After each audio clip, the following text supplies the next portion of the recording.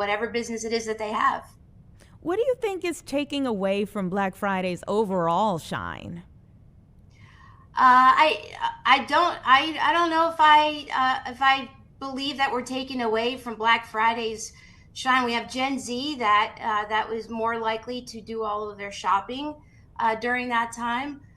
Gen X and Boomers are more likely to do their shopping 2 weeks before the holiday. We'll also say that Millennials are also more inclined to do their shopping during Black Friday as well. Yeah, no, I saw some data that obviously Black Friday just isn't what it used to be. So that's what I meant by that. Sure, sure. Um, Probably not. I don't know if we see the people lining up at the stores like we did in Right. years past. I think technology has had an impact on that. Also, what we learned in the survey is that the traditional search methods are still are most consumers are still using versus AI, which I also found surprising. With the boom of AI, you would think that we would see more of that. I think it was only about 9% of the consumers plan to use AI for their shopping needs. Were there any certain types? I mean, you mentioned small businesses, but any other indications there about like where Gen Zers are shopping, what kind of businesses they're shopping at, or what they're looking for? We did not see that in the survey. I think we can all make some guesses just based on what we see on social media and what the trends are in 2025. But we did not see any of that in our survey. Okay. I saw that they, even though they're choosing Black Friday more, they are also spending less. That is correct. We still have the overall consumers are very price conscious. They're still looking for a deal. What we learned from the survey is if a small business has a good deal and price is the same for small business or a retailer, the consumer is more inclined to shop with a small business to support the local economy. Yeah. Can you talk a little bit about the long term effect if Black Friday does or doesn't meet its mark? I think it'll have an impact on overall on our economy and our small businesses. It's hard to say right now. Yeah. And is there a benefit to waiting? I think that's a personal choice. I The deals are out there today. It's not even Black Friday now, so I don't think there's a real benefit to waiting other than getting your shopping done early might be a little less stressful. All right. Thank you so much. I appreciate your time. Angela Rutherford, Vice President again, Mid-Market Sales at AT&T. My pleasure. Happy Happy holidays. Happy Thanksgiving to you. All right, 1:15 now, and that press conference that I mentioned right at the top of our broadcast is now beginning with the attorneys general from California, Oregon, and Massachusetts, and Minnesota as well. Let's listen in. Of once again cutting off access to food for some of our most vulnerable families. The reality is, after losing in court again and again, the Trump administration is still trying to find ways to deprive families that are barely scraping by of basic food assistance that the law affords them. They are working overtime to deprive hungry Americans of food. And we won't let misinformation or political agendas dictate who gets to eat. No one should lose access to benefits because the federal government failed to follow its own laws. We're fighting back to make sure that doesn't happen. Today's lawsuit defends the rule of law. It's about ensuring that the ability to feed your family doesn't depend on the federal government getting its paperwork right. Our message to the Trump administration is straightforward. You can't misinterpret federal law to get your way. You can't rush states into compliance with contradictory instructions, and you can't take food away from people based on guidance that violates the law. California will always stand up for the millions of people who rely on programs like SNAP to survive. I want to take a brief moment to thank our partners, including New York Attorney General Tish James, Oregon Attorney General Dan Rayfield. You'll be hearing from Keith Ellison from Minnesota, Andrea Campbell from Massachusetts, and also want to just make a special shout out to my outstanding team that helped get us to where we are today, including Kathleen Borgers, Robin Goldfaden, Marissa Malouf, a great team that I'm honored to serve with every day. Thank you all again for joining us today. We'll come back at the end for questions, but now I want to turn it over to my incredible partner, Oregon Attorney General Dan Rayfield. Thanks, everyone. I'll be incredibly quick. It's wild and absolutely stupid that we have to be here today, a day before Thanksgiving. We're one of the most wealthy countries in the world, and no one should go hungry in America. And it's absolutely absurd that we're having this press conference here today, a day before Thanksgiving. So just put very clear, when this came out, I think a lot of us were thinking this has to be a mistake. These are lawful residents. The law is incredibly clear. Why would the USDA be yanking food benefits away from people? Because we actually genuinely thought this could be a mistake, a letter was sent earlier this month. No response was received. And that's why the lawsuit is being filed here today. It's that simple. If you're an asylum seeker, if you're here as a refugee, if you're here as a lawful resident, if you're here in the United States because of a humanitarian purpose, we should never yank people's food benefits away under these circumstances. And that's why this law absolutely had to be filed. It's unconscionable what's going on right now. And we expect, just like in our other suits, to be incredibly successful. I don't think it needs much more conversation than that. The day before Thanksgiving, we're in a press conference. Last thing people want to hear from is our attorney general, but we have to be here because people absolutely need food assistance in this country, especially when we're having an affordability crisis across this country. And I'll just keep it that simple.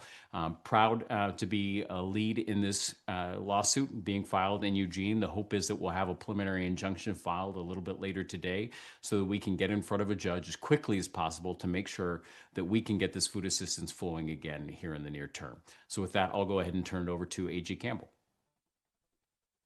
Thank you, AG Rayfield. Thank you for your work, of course, you and your team. Thank you, AG Bonta. Thank you, AG Ellison, and the entire coalition. There's a total of 22 AGs that have filed this lawsuit, and I'm proud to stand with them once again to challenge the persistent and unlawful actions of the Trump administration. When the federal government shut down just a few months ago, we saw the Trump administration attempt to cruelly strip SNAP benefits away from millions of Americans, including 1.1 million people here in Massachusetts, even though they had the money to fully fund the program. So, of course, this coalition of AGs took them to court. And when they refused to turn the benefits back on or played games and said they would only partially fund the program, we took them to court again. And during those uncertain weeks, like many of my colleagues, we visited SNAP recipients. We volunteered at food pantries. We did everything we could to ensure our residents in our respective states were fed. We were in constant communication with our community partners who were working on the ground to also ensure that in the wealthiest country in the world, every resident would have food and most importantly, would have resources to be able to provide food to themselves or their families. I spoke to mothers who were actually cutting back on their meals to ensure their children could eat. I saw the confusion in our communities amongst our most vulnerable residents who were experiencing fear and anxiety, not knowing where their next meal would come from. And today, on the eve of Thanksgiving, a holiday that is about generosity and gratitude, I'm absolutely frustrated and angry that the Trump administration has chosen again to play political games with our residents' lives, because in many communities, this truly is about life and death. As my colleagues have remarked, when Congress passed the so-called Big Beautiful Bill this summer, it made certain immigrant groups, including refugees and asylees, ineligible for SNAP. While I disagree with that policy choice wholeheartedly, it's absolutely cruel to exclude families from food assistance. Congress had the choice to make, and they did what they were entitled to do. Then, of course, the Trump administration took this cruel step and cruel policy a step further. On October 31st, months after the Big Beautiful Bill was signed into law, the USDA issued this new guidance revoking the eligibility of these groups, even after they had been granted permanent legal status.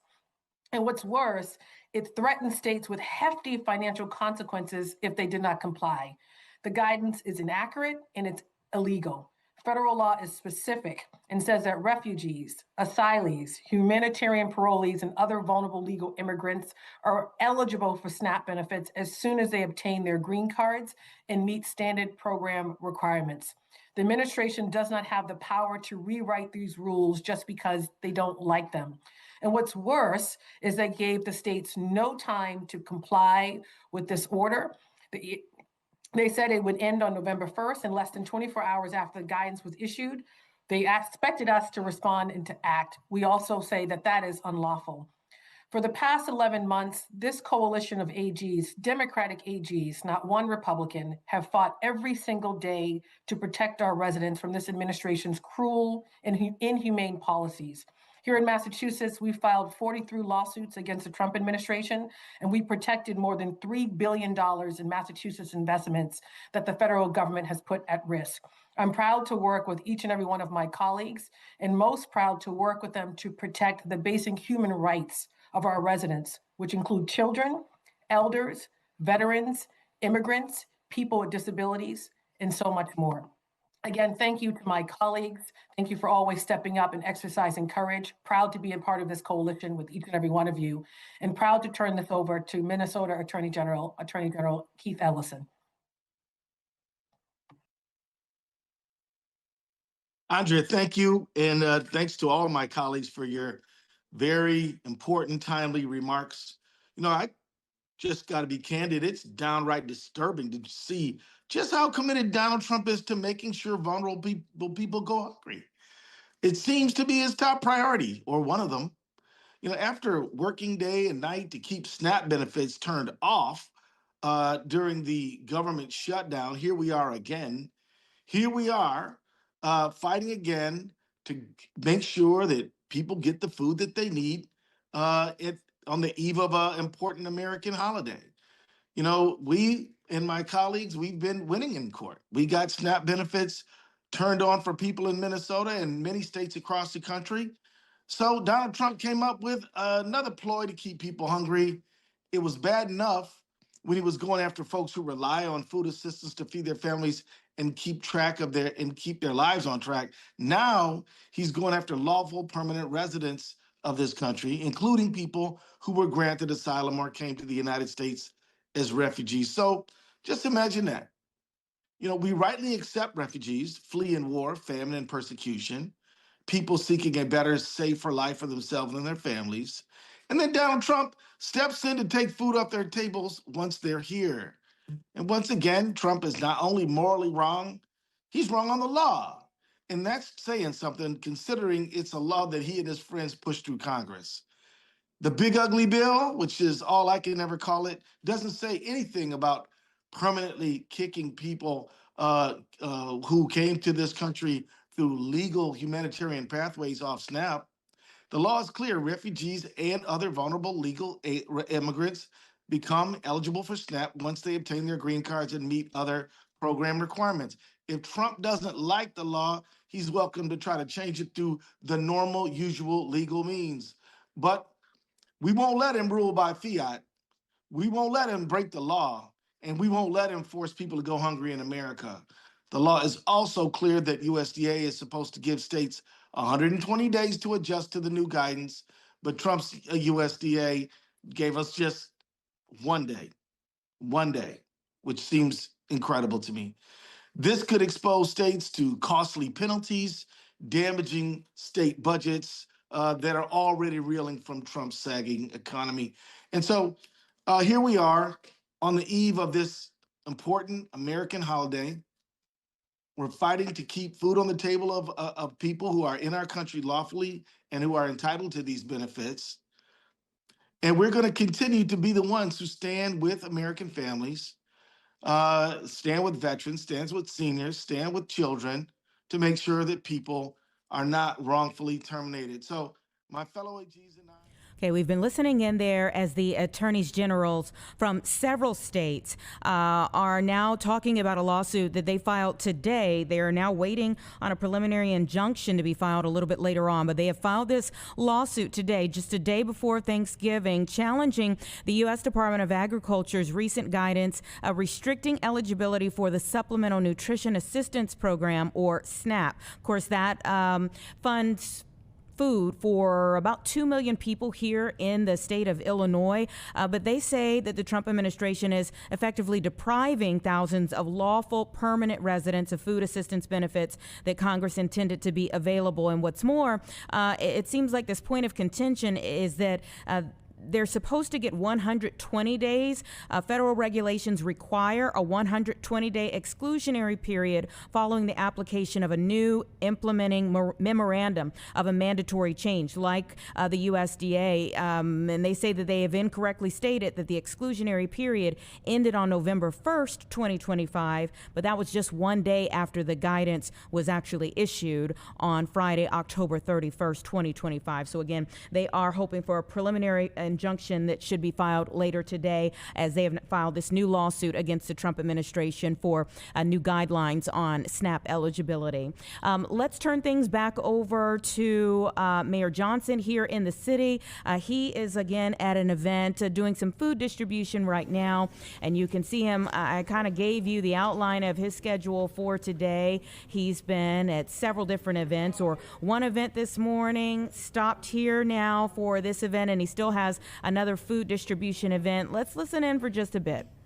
Thank you for what you have given us, and we thank you in advance for what you're going to give us.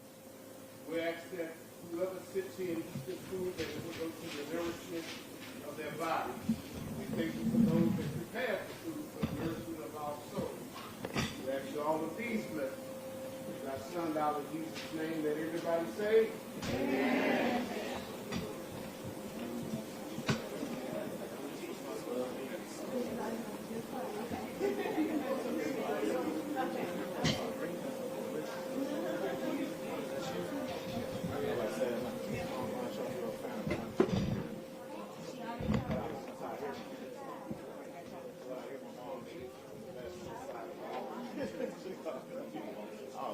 Came out the window.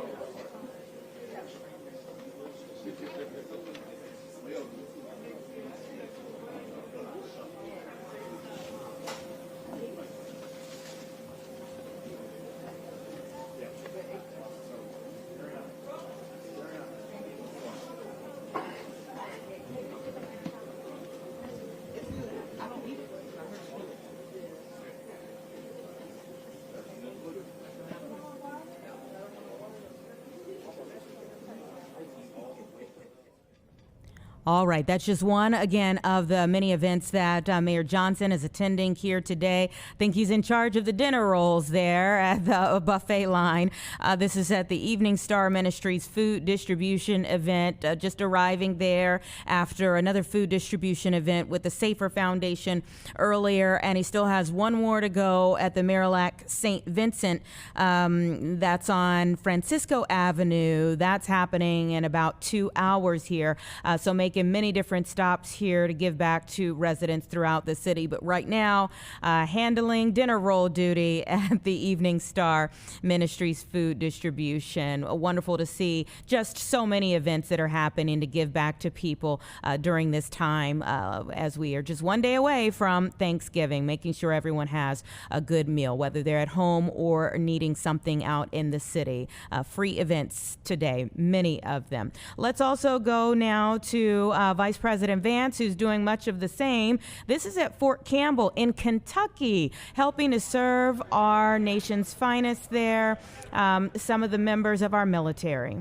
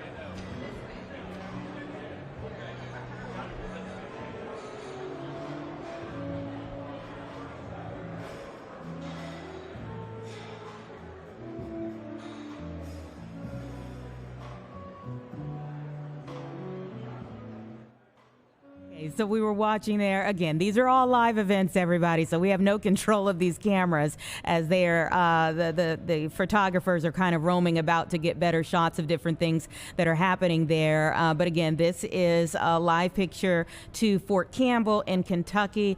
The Vice President and Second Lady Usha Vance are there helping to feed military members and kind of doing a little multitasking, if you will, also trying to wrangle their kids who were there kind of running about. So good to see, again, in various communities how our leaders, both on the local level and the national level, are helping to give back just a day ahead of Thanksgiving, making sure everyone has a good meal. Let's take a quick break and we'll be right back.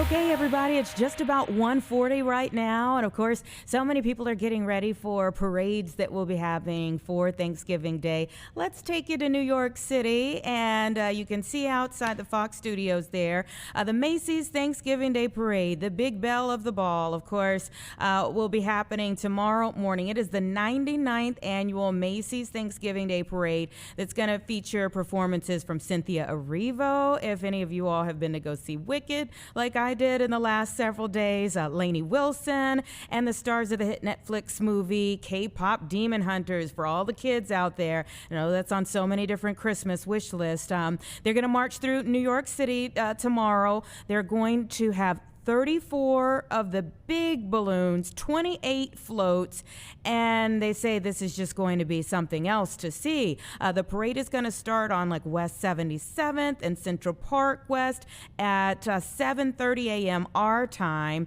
and it's going to be going straight through about 11 a.m. Goodness, and these streets are going to be lined. I mean, you see some folks who are out and about there right now, but these streets are going to be lined even more so by this time tomorrow. The parade marches 2.5 miles there through New York City. They have a designated public viewing area along the route for people. And again, some of the folks who are out and about today might even get a sneak peek of some of the balloons. We had a live picture just a few moments ago of some of the balloons that were coming to life already today. Macy's offers the opportunity for members of the public to get a behind-the-scenes look at parade preparation on Wednesday. So some of the folks are out there trying to get a sneak peek today before there are just so many people who are going to be out and about. Again, they have 28 performers, 11 marching bands, 33 clown crews, 9 performance groups. Maybe the star of stars will be, of course, Wicked for Good, because it just came out over the weekend. I believe on Friday it came out into theaters. So Cynthia Erivo is going to be a part of that. I've been like walking around even today saying unlimited. But yeah, there are just so many great songs from the new Wicked for Good, and I'm sure she's going to give a stunning performance there. But let me tell you about what's new this year for them. 4 new character balloons are going to be showcased this year. Buzz Lightyear by Pixar Animation. They have Pac-Man, Shrek's Onion Carriage, also Mario by Nintendo, Derpy Tiger, and Sussy from K-Pop Demon Hunters are going to be joining them. They're welcoming back a new trio of hippos from the Happy Hippo legacy there, and so much more. Now let's bring things back home here to Chicago, because of course we have a parade of our own to get ready for. This is going to be the 91st.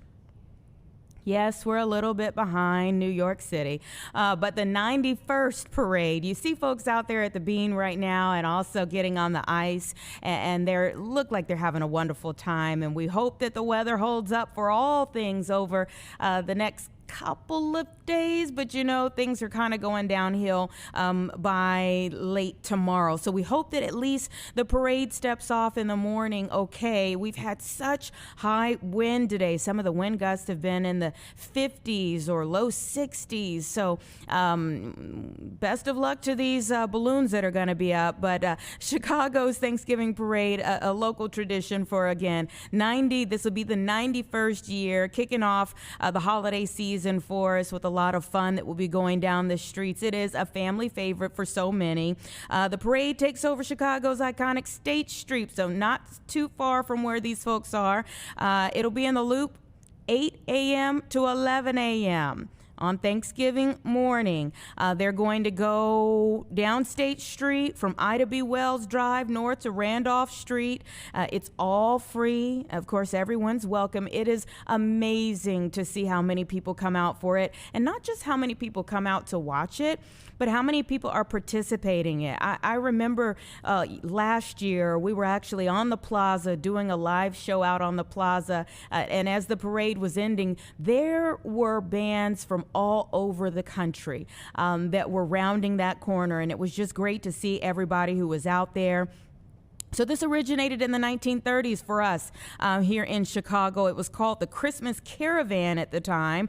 The parade was created to help lift the spirits during the Great Depression, and it's still lifting spirits to this day. So this year's live entertainment for Chicago is going to include country's top marching bands, live music, festive floats, acrobats, equestrians, cultural performances, celebrity hosts, and larger-than-life helium balloons. Again, weather permitting. I'm really hoping all goes well for it. Obviously, our weather is taking such a turn for the worse starting tomorrow. We've kind of already got a bit of it today, so we'll see how things go. But plenty to see, whether you're out and about or whether you're going to be home and maybe watching a parade on the TV. There's plenty to see, plenty to do. Just be careful while you're out. You know, we've talked a lot about what's happening at the airports, and we'll talk much more about how to get around on the roads. As you see a live picture out here, it's some people already milling about, maybe going to their destinations or just kind of doing last minute preparations. One way to kind of avoid all of this traffic on the roads would be to take the train. And so I want to bring in a representative from Amtrak right now to talk a little bit about what we can expect. I hear that there is a boost in ridership right now for Amtrak. So thanks so much for taking time to chat with me. It's Mark Magliari from Amtrak. Happy to join you. I'm in the vestibule of one of our Hiawatha trains. We are approaching the Illinois-Wisconsin border on our way on time to Chicago, myself and 200 others. Okay, tell me a little bit about what you're passing right now, since you're actively on a trip.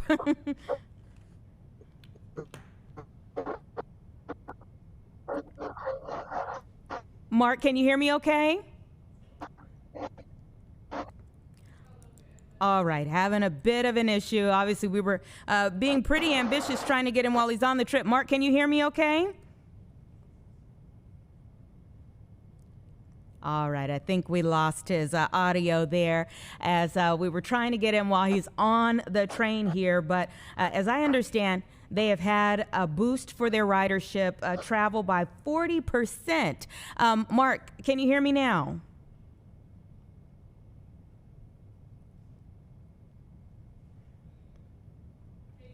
Okay, so to make way for the boost in travel, as I'm seeing here, they have added some late night options to make the most of holiday time and so many people that want to take the train. I love the Amtrak train. It's just so peaceful. Again, you don't have to worry about traffic. You get to where you're going in time, hopefully. And the hardest part is just getting that ticket. So we were going to ask him about maybe some of the tricks to making sure you're able to get a last minute ticket if you need it, and maybe some of the higher traveled routes. But we'll see if we can bring him back in when maybe he has a better signal. I did tell you we were also going to talk about the road. So I do believe we have Casey Cronus ready to go now. Casey has been talking, or at least you had IDOT and AAA lined up. Which interviews have you done thus far?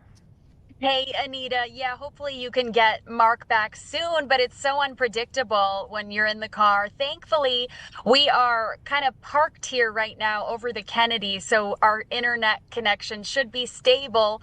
But so far, I've chatted with Maria Castaneda from IDOT and Molly Hart from AAA, and it looks like Illinois is on track to break records this Thanksgiving when it comes to traveling, whether it's plane, train, or automobile.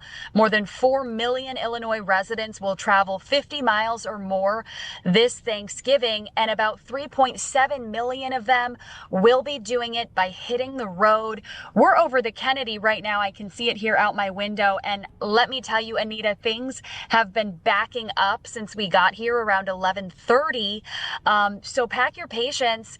The worst window to travel started at 11 and goes until 8 tonight. Ooh. Okay, so at least we have a heads up. If people aren't on the roads, they need to get out there quickly. What are some of the things that they're telling you, though, should there be a hiccup to the travel plans if you're out there and something does happen? And one of the hiccups that we expect to see this weekend could have to do with the weather. Today, we have a wind advisory until 9 o'clock. I believe that's still in effect for much of the area. That shouldn't be too much of a problem if you are hitting the road or if you're already on the road. But we know snow is coming this Saturday and Sunday. So that could be the issue, is not so much getting to Thanksgiving dinner, but getting home. Sunday is supposed to be jam-packed on the roads. Molly Hart from AAA suggested that if people can wait until Monday, if maybe you're off Monday or you can work from home, maybe Monday is the better day to travel. Now, both IDOT and AAA are offering advice to drivers.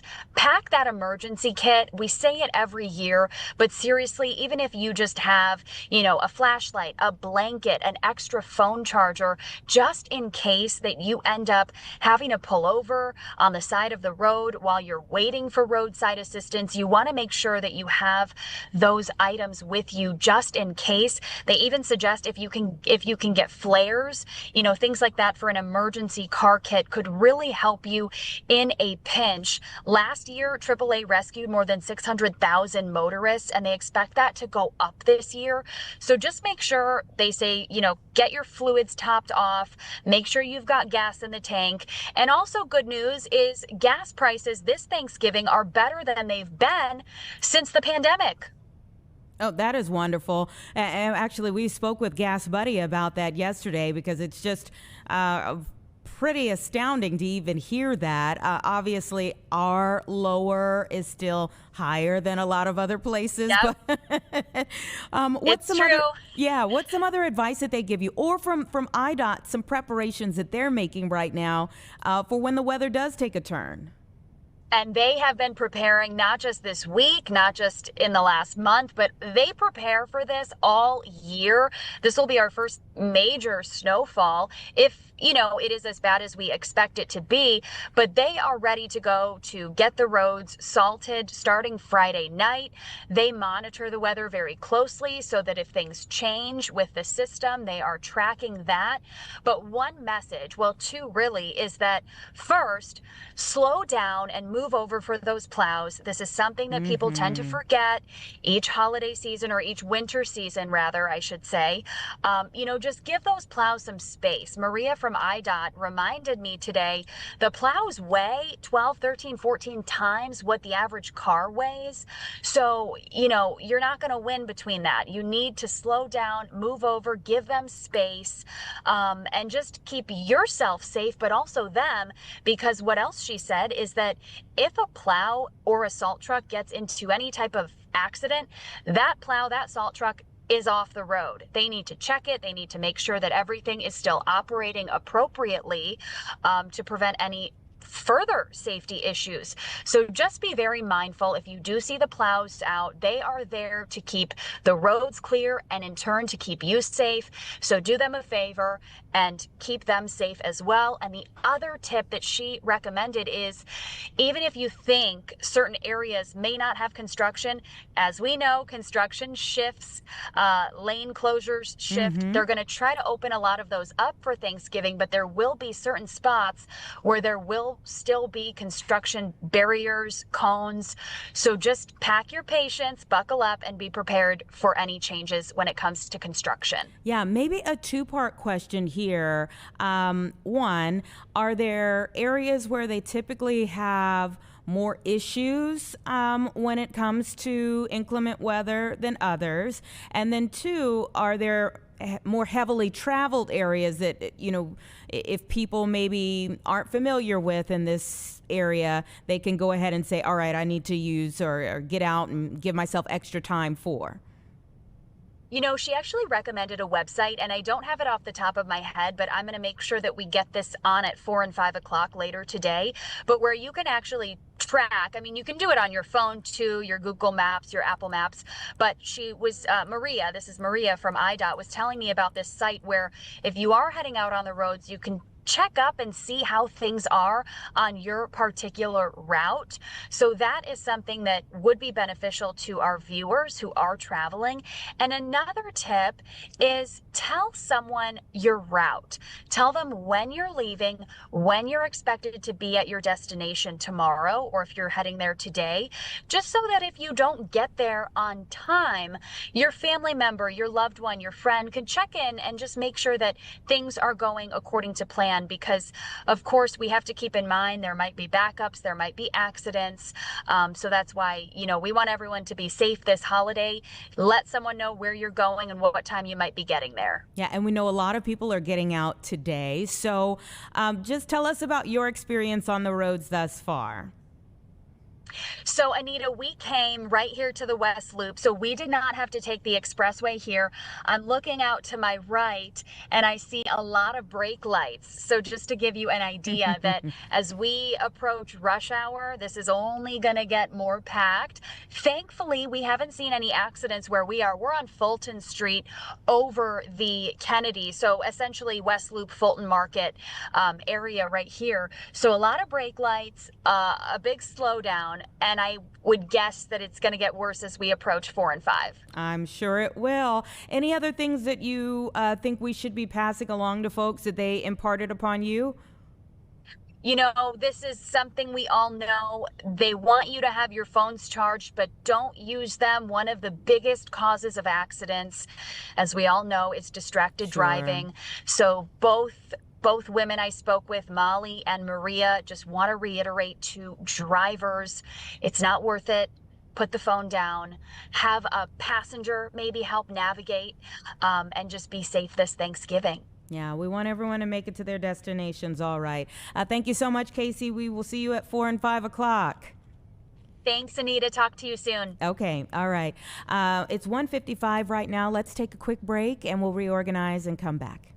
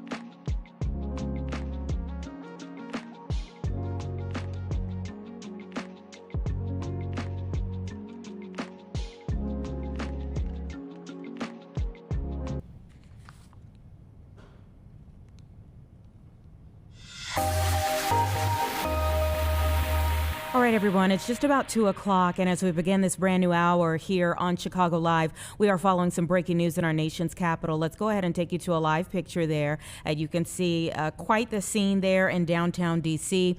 We don't know a whole lot of information, but as of right now, it appears that 2 military members, possibly 2 National Guardsmen, have been shot in this area of D.C. And their condition isn't known at this point in time. But again, at this point in time, we believe that 2 U.S. National Guard members have been shot.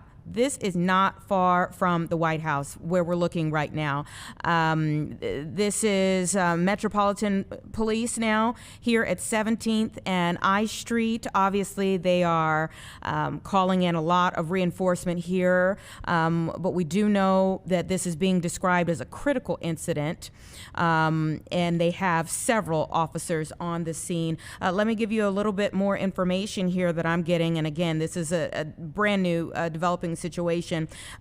We know that the media that was in this area near the White House has actually been moved inside of a briefing room because of what's taken place in this area, and don't know if there are others who may have been shot as well, but we do know that it appears at least 1 National Guardsman, but possibly 2 military members. So obviously it could be a different it could be a different agency, but it does appear that at least 1 National Guardsman has been shot near the White House here. And D.C. Metro Police saying that it's a critical incident, again, in this area. Still looking for more information about it. We know that several people, though, were shot, apparently, in this situation. The shooting occurring not too long ago here in this area. Again, not far from the White House. The National Guard not releasing any information as of right now, and I'm looking for more. But they say that, of course, National Guard troops from multiple states, so we don't even know, where these National Guardsmen were from. But if you just think back, National Guardsmen from multiple states have been in Washington, D.C. for months as a part of the president's anti-crime crackdown in the nation's capital, and primarily they've only been able to be in that downtown area here that we're looking at now, that is the scene of a crime that's taken place in our nation's capital. Giving you a little bit more background into the National Guard's deployment there. Just at the beginning of this month, about 2 weeks ago, the National Guard deployment was actually extended. So initially these guardsmen came at the end of the summer as a part of the crime crackdown in this area, before we even saw the issues here in the Chicago area and the lawsuits over the National Guard, whether they should be deployed or not here in this area. But they went to D.C. first. And just 2 weeks ago, their orders were extended in the nation's capital. Their setup is very different, of course, in the nation's capital, because it's not a state.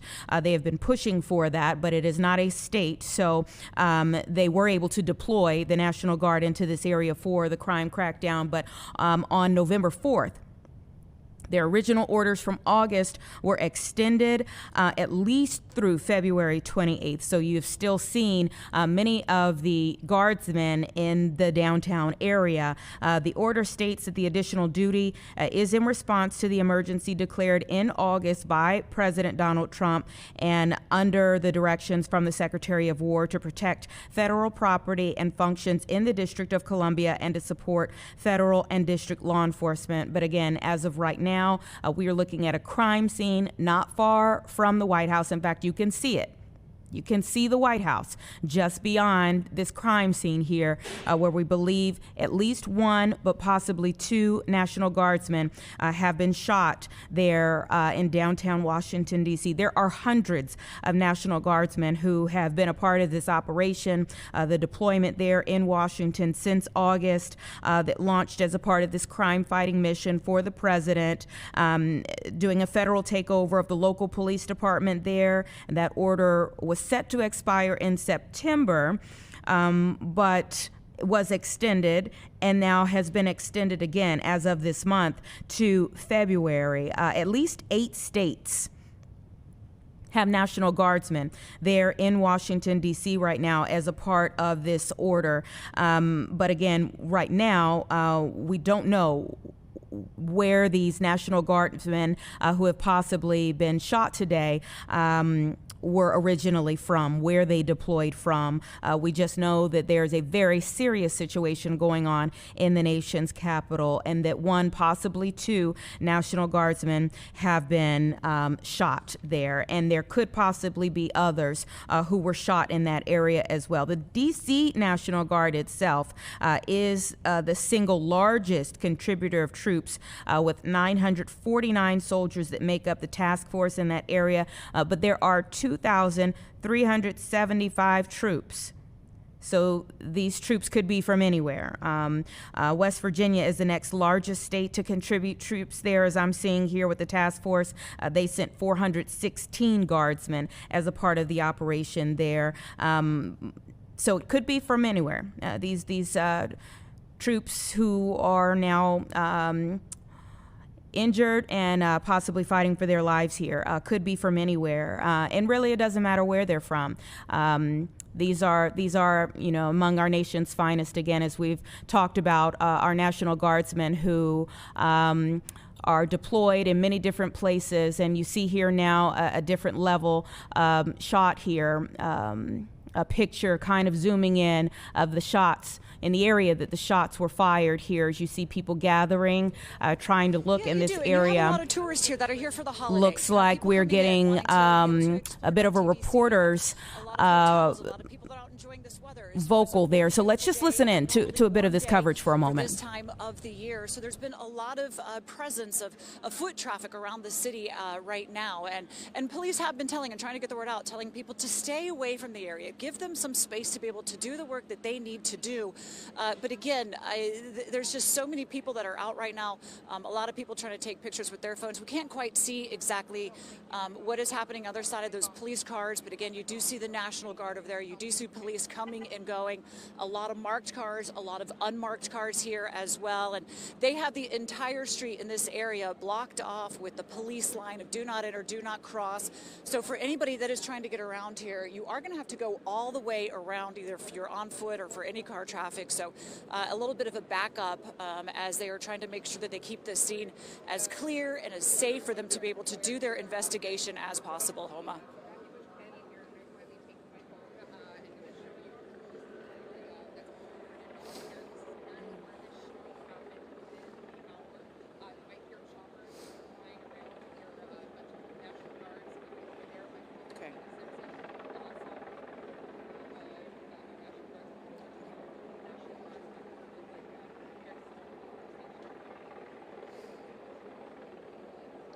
Okay.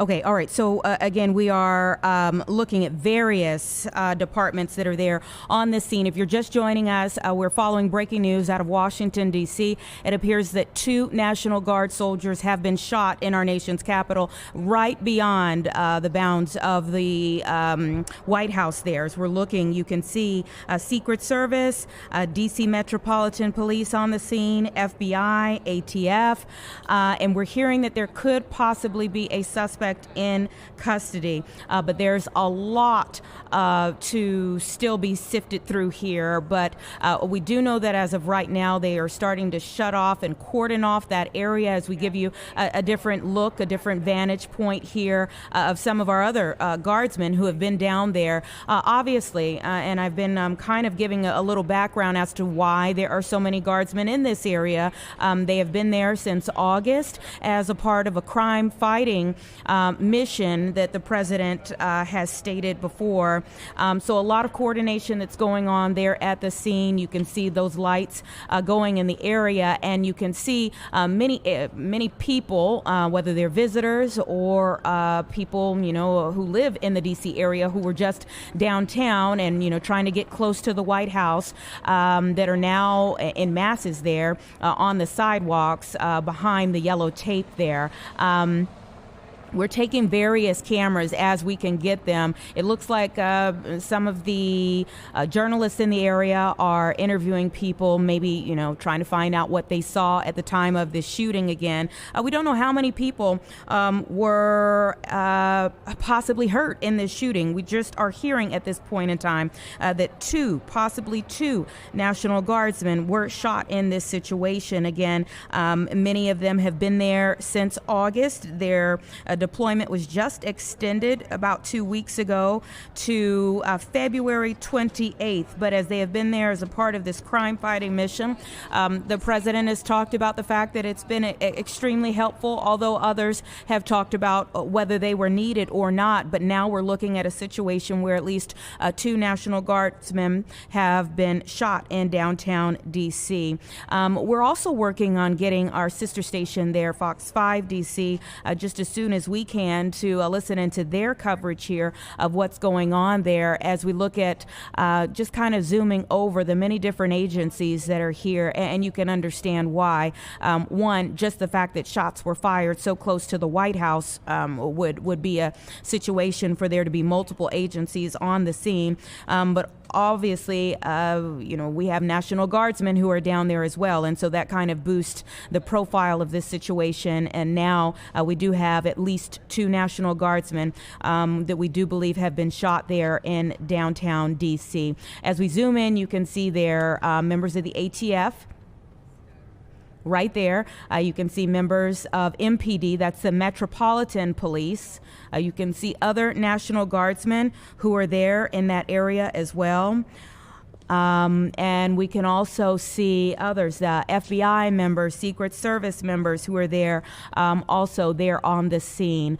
We don't know the condition of the National Guardsmen who have been shot at this point in time, just hearing that it's possibly two in this area, and that a suspect is in custody. The Associated Press is reporting that a suspect is in custody there for the shooting of National Guardsmen in Washington, D.C. today, just a day before Thanksgiving here. Two Guard soldiers shot near the White House. Their conditions, again, not known at this point in time, but according to law enforcement officials there, we do know that two guardsmen have been shot there. Emergency vehicles, you can see from the air or on the ground, are all over the place there. We are not too far from the White House. You can see it in the background of this viewpoint right here. So there's a joint task force that's being set up right now.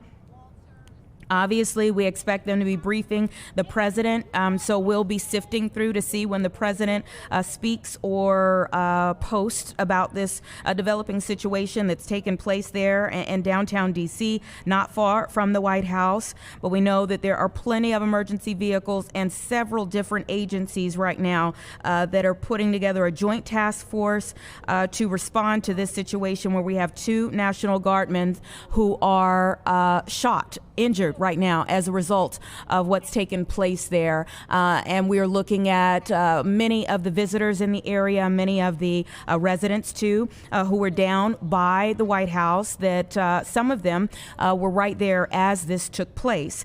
So this joint task force now is confirming that they are responding to the incident. They say in the vicinity of the White House, in the movements, they say after the reports of this shooting.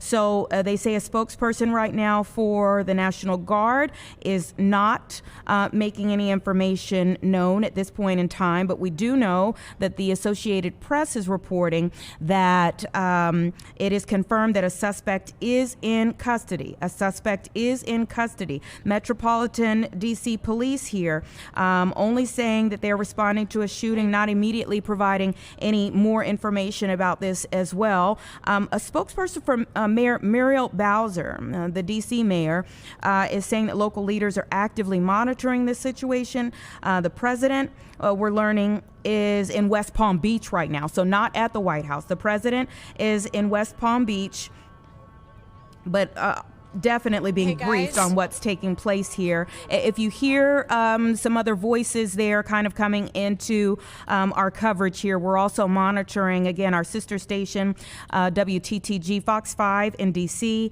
and their coverage of what's happening. And if we do have a live picture from the reporter, we will go directly to that right now. But again, if you're just joining us here at about 2:15 right now, we're monitoring this developing situation. Breaking news, they're outside of the White House, not very far from the White House, where 2 National Guard soldiers have been shot in D.C., downtown D.C. They have cordoned off several blocks as multiple agencies look into what has taken place here. They have formed a joint D.C. task force confirming that they're responding to an incident in the vicinity of the White House where a shooting has taken place. Some of the reporters are interviewing people in the area. We can listen into a bit of this and see what's being said. Do you want me to interview this woman that said she supposedly heard something? 12. Okay. We're going to come up in a ASAP. Sending this back live to Canada right now with the Canadian Broadcasting Corporation. I hate to ask you again, but can you describe... All right, so again, there we are listening into other coverage from our sister station. So it's kind of going in and out, and you're hearing just the background of a reporter who is also talking to her station as we're just trying to get different vantage points, different pictures here on your screen as to what's taking place there in that area. And it does look like some of the reporters are talking to a woman who may have been in the area when these shots were fired. But we do know that a suspect is in custody there in Washington, D.C. After the shooting of National Guardsmen there in downtown Washington, D.C., that two guard soldiers were shot this afternoon near the White House. And at this point in time, their conditions are not immediately known. But we are working to get more information from our sister station and from others that can give us more details as to what took place there in downtown D.C. today. It does appear, obviously, that there are multiple agencies there on the scene. Again, we have seen many different agencies. But if you just think back, and I've kind of given a bit of the background before anyone who, of course, is watching this and wondering, the Washington, D.C. National Guard has been in this area deployed to the nation's capital with others from around the country for several months now. And just about 2 months ago, their orders were formally extended through February 28th. They've been there since August 11th. Those that came from around the country. And again, at this point in time, we don't know whether these were members who reside in D.C. or whether they could have possibly come from other areas. But we do know that 2 National Guardsmen were shot today, and we don't know their condition as of right now. But hundreds of National Guard troops have been in Washington, D.C. since August, as the president was launching a crime-fighting mission in this area. Let's listen in as a reporter from our sister station interviews a woman who was near the scene.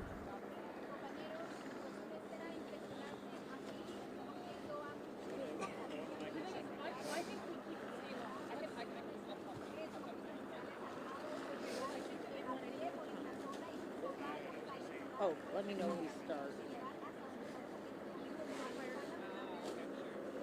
All right, thanks, Soma. We're here with Stacy. Stacy said she was here when she kind of heard everything that was unfolding. Stacy, tell us a little bit about what time did this all happen, and what did you hear and see at the moment? It was about 2:15 p.m. I was going to my lunch break, heading to the Ronald Reagan building to go to the dry cleaners.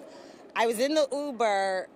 I heard right in front of 17th Street, and I heard boom, boom 2 times.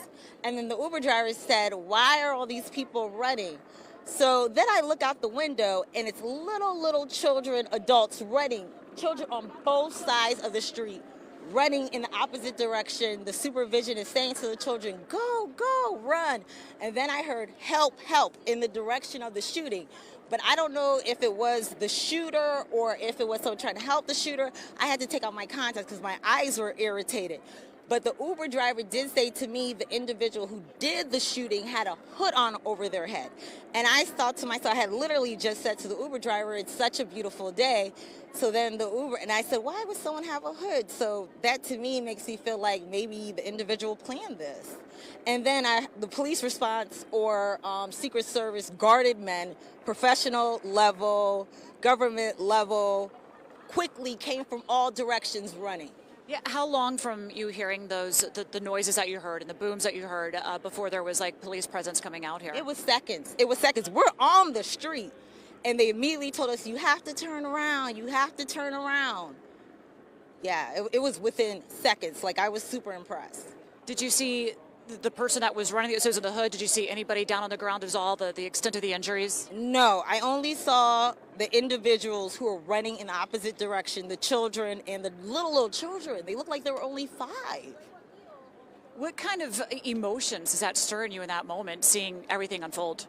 I thought to myself, you know, it was a beautiful day. A beautiful day. It's the holidays. Imagine these little children, something would have happened to them. Like, that's heartless. No parent wants to bury their child. And it was so many. The little children were on both sides of the street. How long before you feel that they got this place safe and contained? Because right now everything is pretty much blocked off. Oh my gosh, let's talk Okay, about that. so again, we are listening into this live coverage here, an interview being done with a woman who was near the scene of this shooting. We have 2 National Guard soldiers who were shot in Washington, D.C.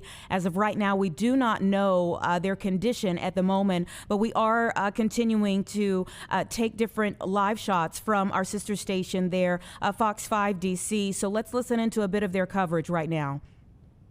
That happened. I've never seen anything like this in my life. Have you talked to any police or any security on what you did see here? No, I have to get back to work. Okay. Yes. All right. Yeah. Stacey, thank you very much for sharing what you saw and witnessed here tonight.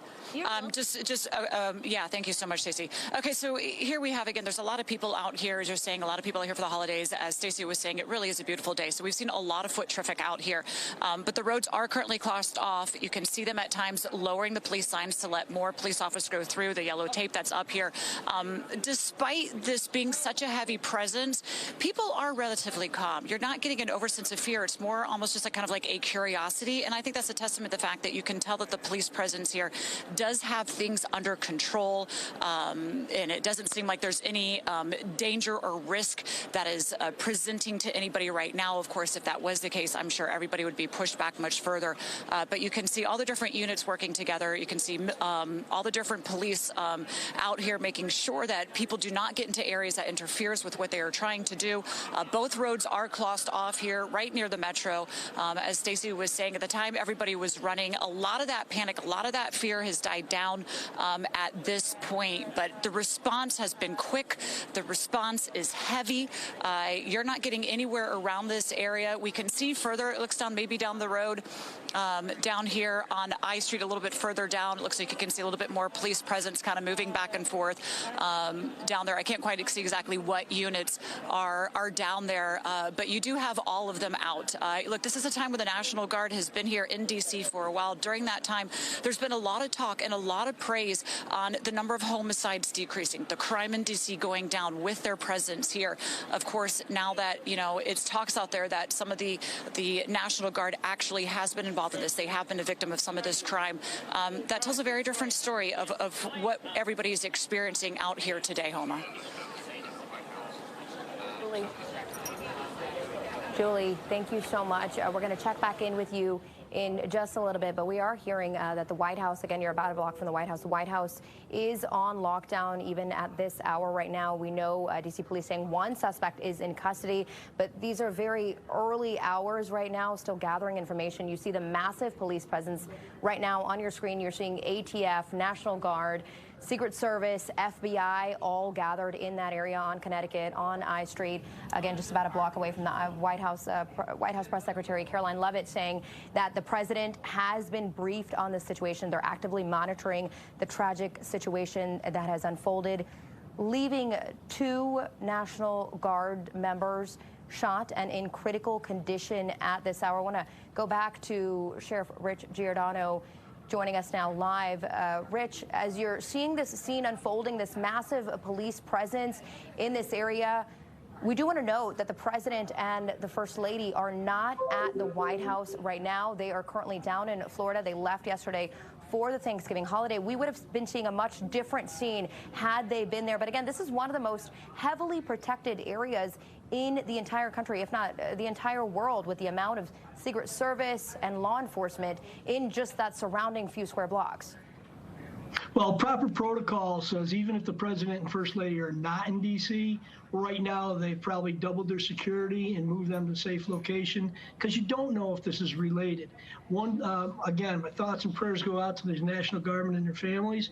One thing that's very disturbing is that these National Guardsmen are from all over the country. They have different rules of engagement than local law enforcement as far as weapons, what they can do. But Wendy, she was a great witness, because what we can learn from her is if he had a hoodie on, this person, and they were both shot and in critical condition, they may not have been expecting it. It may have been part of his plan. She did say that, like he planned it, because it's a beautiful day. Why has he got a hoodie on? So that causes me more concern that these individuals may have been targeted, or the National Guard may have stumbled upon another crime that this individual was committing. But she really, and I encourage anyone who's listening, who was down there at the time but couldn't stick around, wait a couple hours, call DC police, give their name, their phone number, their address, and let them know if they saw something or have something on their cameras, because that's going to become vital, critical pieces of evidence that may help piece this together. Again, right now they say one person they think is the shooter is in custody, but it's too preliminary to know exactly if there were more individuals involved, one in the planning, whether it was a targeted event on these National Guardsmen, which I hope it wasn't. We hope they pull through. But also think of what's going on now. There's family members from all over this country on their cell phones reaching out to their National Guardsmen family members to see if they're okay. And some people are not going to get a call back right away, or not going to get a call back. And that's got to be very frightening and very concerning. I also think that the people in the government buildings that are on lockdown, they're probably watching us on TV, but they also, it's got to be very terrifying and scary for some of them. One thing that's weird is, like you said, the lockdown has all these people gathered on the street. We've been so conditioned that people aren't afraid to come back to the scene once the police are there. But this is a catastrophic incident. You would think that many people would still want to stay away, but we're a rubbernecking society. Absolutely. And again, you had some great insight about the buildings being locked down from your other reporter. And Wendy, like I said, I think that was her name, I thought she gave a pretty good description of what happened and how quickly it happened. Because by the time they left, went to the Ronald Reagan building, dropped her clothes, and came back, the whole streets were all closed down, and it was a commerce scene. But still, it tells you how quickly they reacted. All the officers, some have body cameras, most probably do, so they're going to get together. We'll get more information, but at this time, I really urge people to keep these guardsmen and women in their thoughts and prayers, and we'll see what happens. There's going to be a lot of evidence to be collected. They're going to be looking for the gun or guns. They're going to be looking for any shell casings that might have been discharged. They're going to scan to see where he came from. Did he come from the subway? Did he come from a street? Where was he? So he'll be checking all kinds of cameras in the next several days. And there's a move, unfortunately, there's a move in this country to try to get rid of facial imaging, try to eliminate us in law enforcement using it as a tool. But these are an example why you need that, because if we can get a picture of the guy, a person with a hoodie, guy or woman, and they can track it down by looking at the cameras and tracking other people with hoodies, that is stuff that helps us as investigative tools. Right, so much Rich, of and I want to just interrupt you here for a second. Fox 5 learning from sources that 3 people were transported from that scene, 2 National Guard members and 1 other person, all 3 with gunshot wounds. And at this hour, we're not sure what that 3rd person's condition is, the extent of the injuries, but we are learning that the 2 National Guard members are suffering critical injuries, taken to the hospital right now. So 3 people in total transported from that scene here in the last hour, and you see that very heavy police presence. And when we talk about the National Guard being in the district, we know at one point their numbers were as high as 1,500, and just in the last week, a judge ruling that states allowing their National Guards members to be here in D.C. was unlawful. They put that on pause just to not mess with operational security and their operations. But that was supposed to expire on December 11th. Just in a few short weeks, they were meant to return back to their homes. We don't know where the 2 who have been shot were from, if they're from D.C., if they're from another state. We are learning that their condition right now is critical, but 3 people in total taken. And when we look at this scene, we look at the massive police presence and we see officers with their body cameras. Every one of those buildings, Embassy, has a camera on it. Right. These lights have cameras on it. So most surveilled area. As Rich said, they're going to have a plethora of evidence to go through. And I think that's why it's a bit shocking that this incident happened exactly where it did, because we have had a strong National Guard presence, and while there may have been some folks in D.C. that took some issue with it in certain areas, we saw like Navy Yard, down by the wharf. For this area, it is just not uncommon to see a heavy law enforcement presence. It doesn't matter what agency they're associated with. So for something like this to happen to National Guard, where they usually are, the proximity to the National Mall means that there was an increased presence, as well as most of our federal agencies are located in that radius as well. Thinking about Treasury, DOI, I know the FBI is just a couple blocks away. It's just a bit shocking with this heavy amount of law enforcement's presence that something like this could happen to someone. And you see the officers that are on scene right now are asking people to push back a little bit. There's a massive crowd of bystanders, not just news crews, but bystanders, people who were either at their office this day before Thanksgiving, tourists that are in town for the holiday, people that are in this very highly trafficked part of D.C. I want to go now to national security analyst Armin Kurdian with Armin. Are you here with us now?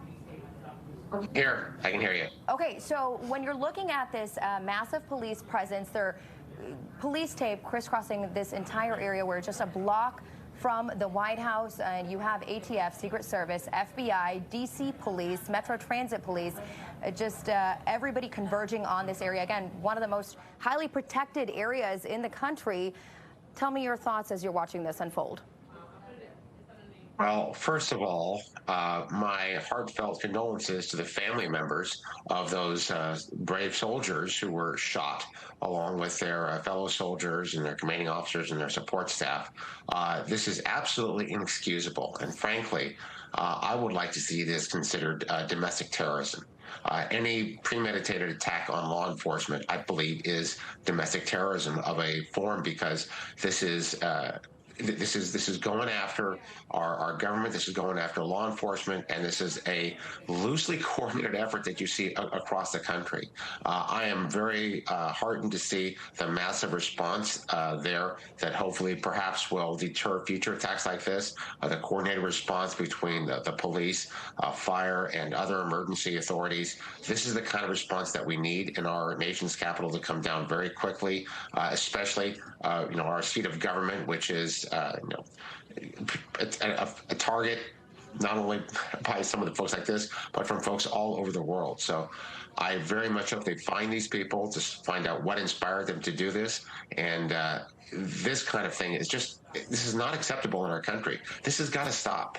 Yeah, and D.C. police telling us that they do have 1 person in custody. It's not clear yet how many people were involved in the shooting, but MPD is setting up a staging area just a couple blocks away over on K Street. So we're hoping that they do have some sort of news conference in the coming minutes so we can learn more information. Again, this is all coming in very quickly. You see police, they're on scene asking people to push back. You see a lot of people with their phones out, their cameras out, along with news crews. And I do want to tell you right now, Reagan National Airport has issued a ground stop. This is in effect until 4 p.m.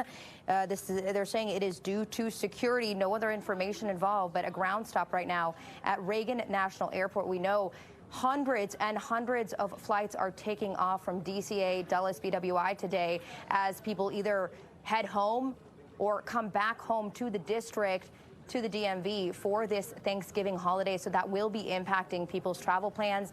This area around 16th, 17th I streets in downtown DC, just near the White House, they're blocking off roads to both pedestrian and vehicular traffic. So there will be many, many impacts of this to come as this investigation really is just beginning. And Armin, when you look at the amount of cameras in that area, there is going to be much to glean. Yes, definitely. I know there's techniques such as, artificial intelligence that can do facial recognition much faster than the old days, where it's just people looking through these pictures. Now you can cross-match, you can find this suspect, find out where they were using other video feeds that they have, and quickly build a picture so much faster than you were able to do before, and find out if you had any additional co-conspirators that were going on. Look, these kinds of attacks, we're seeing these happen almost on a daily basis. All over the country, these premeditated attacks on law enforcement. These guys were just out there protecting the city. It sounds flippant to say that, but putting their lives on the line, just like anyone who wears a uniform, whether it's a firefighter, police officer, soldier, sailor, Air Force, Marine, every day going out, getting paid to protect the public. And for the public to come out and actually attack them is wholly unacceptable as the antithesis of everything that we are as a constitutional republic. And I would think, yep. Thank you so much for your insight. I just real quick want to read a post on Truth Social from President Donald Trump. He says the animal that shot the 2 National Guardsmen, with both being critically wounded and now in 2 separate hospitals, is also severely wounded. But regardless, will pay a very steep price. God bless our great National Guard and all of our military and law enforcement. These are truly great people. I, as President of the United States, and everyone associated with the office of the presidency, am with you. President Donald Trump just posting that here in the last few minutes online. And I want to go live now to our Bob Barnard, who is live in front of the White House. Bob, what is the scene there? Yeah, Homa, there's music playing, but it's actually fairly quiet. I thought there might be more tourists here, but they've probably just gone down the street. This is the White House here. You're looking at Lafayette Square, which is on lockdown, and there, in some places where the public would normally walk, there is police tape, but there also, you see these heavily armed uniformed Secret Service agents right here on the property here. This is National Park Police property, but they appear to be Secret Service officers here. And just as you would see on a normal day, just a small group of people playing music and having a little bit of a protest here. One looks like anti-Trump, and then there's another one here as well. But this whole complex is closed off, and many streets around here. So pedestrians are able to walk down the sidewalk. That's why you see people standing here. But this is H Street, right in front of the famous St. John's Episcopal Church here. The street is closed to traffic, as is I Street 1 block north, starting at 15th Street. So there is a wide perimeter here, and this is looking back against what would be normally traffic down H Street toward 17th. So that's where you see the police tape there is going to be keeping anybody from walking or driving there, beyond that point. And you see D.C. police are here helping to maintain the perimeter as well. So where you're looking from Doug Wilkes's camera, his facing right down there, is the scene 1 block south of where the shooting was. So the intersection with the flashing lights that you're seeing there is 17th and H. So 1 block north to the right of your screen there would be where this happened, just to show you how close it was to the White House. And obviously there are a lot of plainclothes detectives and others, as you see this gentleman here, actually who I recognize. How you doing? There are a lot of law enforcement, Metro Transit Police, MPD, U.S. Park Police, and Secret Service all involved. And I'll tell you, Homa, on our way here to the White House to help assist in the coverage, we saw a large police and fire presence right down by Capital One Arena. We believe there's a Caps game tonight, and we thought perhaps it had to do with the shooting here, but it was an elderly couple that had lost control and smashed into a building along 7th Street, basically right across the street excuse me, I said 7th Street at I, right across basically from Capital One Arena. And there were National Guard troops standing there helping to provide perimeter security down at that scene. So if you've been downtown and you thought the National Guard were gone, they are not. They were at that scene, and they were here at 17th and I earlier this afternoon at the time of the shooting. Homa. Bob, it is such a stark contrast to see your camera and your perspective right there in front of the White House, Lafayette Park, and to see the active scene just a block away. It seems so calm where you are, so chaotic where Julie's camera is. Bob, we'll check in with you in just a little bit. Is there something you want to show us? I think that's good. You doing all right? Yes, absolutely. Okay. Yeah. Sorry, just saying hi to people I know here, trying to see if there's any more information. Okay, but we'll let again, you Homa, gather. before we go, I'm just going to mention that, we believe the one suspect is in custody, but they're obviously taking it seriously. Here is a uniformed, heavily armed man at Lafayette Square maintaining the lockdown at the White House, even right now. Okay, Bob, we'll check in with you in just a little bit. Thank you so much. We're going to head over to Julie Donaldson now, who is live at the scene. Julie, what's the latest that you can tell us now? So, Homa, we were further down, and the police, they just pushed everybody back up to 16th Street. They wanted to expand the area where they're doing this investigation, and you saw the heavily presence there. They were moving those ropes back. All of the media, there's dozens of media out here covering this, trying to figure out what is going on as this is unfolding right here in front of us, just again a block from where Bob's at the White House. So they did push everybody back a block, and that included everybody that was out there kind of just curious as what was going on. We came across Trisha. Trisha said you heard sirens and she was in the area wanting to check out the White House. What was just your reaction when you heard everything that was kind of going down? At first we just heard sirens and didn't think much of it. We continued to walk. We were working our way to another metro station, and then security obviously was getting tighter. We asked one of the Secret Service agents if this was temporary or normal security, and he said temporary. And then we just happened to walk upon Farragut Square where all this was happening. And you're from Georgia. What brings you up to D.C. for the holidays? Our son lives here, so we're visiting him. He's working today. So when you're talking to people down there that are going on, what are people saying out of their curiosity with such the presence that's going on here? We didn't really hear anything.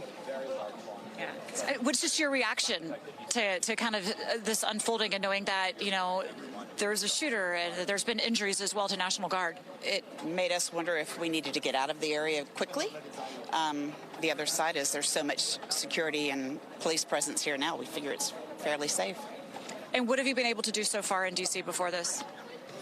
We went to the Portrait Museum today and had lunch. Any concerns on safety as you continue on? We had no concerns on safety, and I feel fairly safe. Okay. All right, thank you. Of course, a part of that feeling safe is that there is such a heavy presence here. We've heard so many different people that I've talked to, some of them that didn't want to go on camera, trying to say what they saw, what they heard at the time. It's just a lot of speculation because some numbers have been very differing from one to the next. But again, we continue to wait to see what information more we do have coming out on what actually took place here, aside from what we already have, Homa.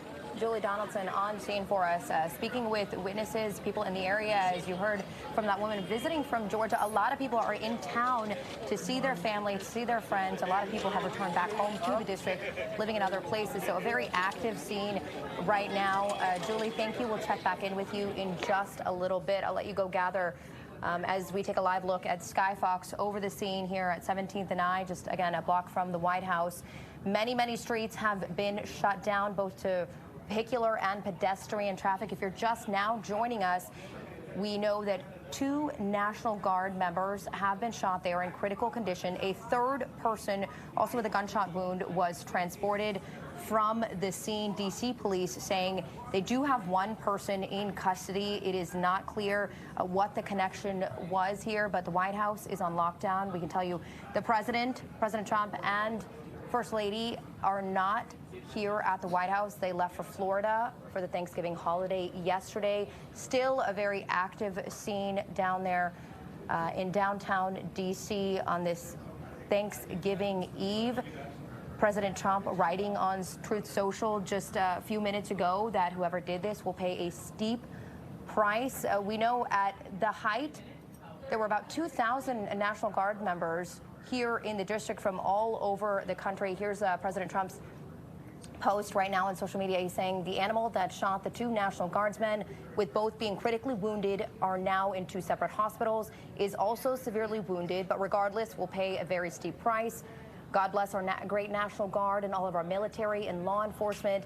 These are truly great people. I, as the President of the United States, and everyone associated with the office of the presidency, am with you. And again, Yemisi, we know that a lot of these Guards members have come from all over the country, many of them young men and women away from home. They signed up to protect and serve, and so far, for the months that they have been in D.C., they have been on the National Mall, they have been in neighborhoods, they have been inside metro stops, and so far it has been without incident. And today, the day before Thanksgiving, it is really hard to fathom that something like this has happened. Your heart truly breaks for their families to watch all of this unfold. Again, we're learning their condition is critical at this hour. We don't know their identities, where they were from, but my goodness. Yeah, and you think about these National Guard that came here, and they really didn't have an end date. Yeah. We know that it kept getting extended, and Mayor Muriel Bowser was working with the President and the White House on the timing of National Guard and how long they would stay. And finally, they're told that they're going to be fully pulled out of D.C., and this happens. I mean, it really, really is something just completely tragic to a lot of folks that left their families and came here not knowing what the future might hold for them. And we were hearing December 11th was the date that they would be, released. We know the numbers have been dwindling again from that high point, about 2,000. But if you've spent any time in the district over the last few months, you have seen them typically with a smile on their face, greeting people as they walk into the metro, giving directions, helping clean up trash from the streets of D.C., literally picking up trash, mulching, just making D.C. more beautiful. And so to have this happen, truly, truly tragic situation.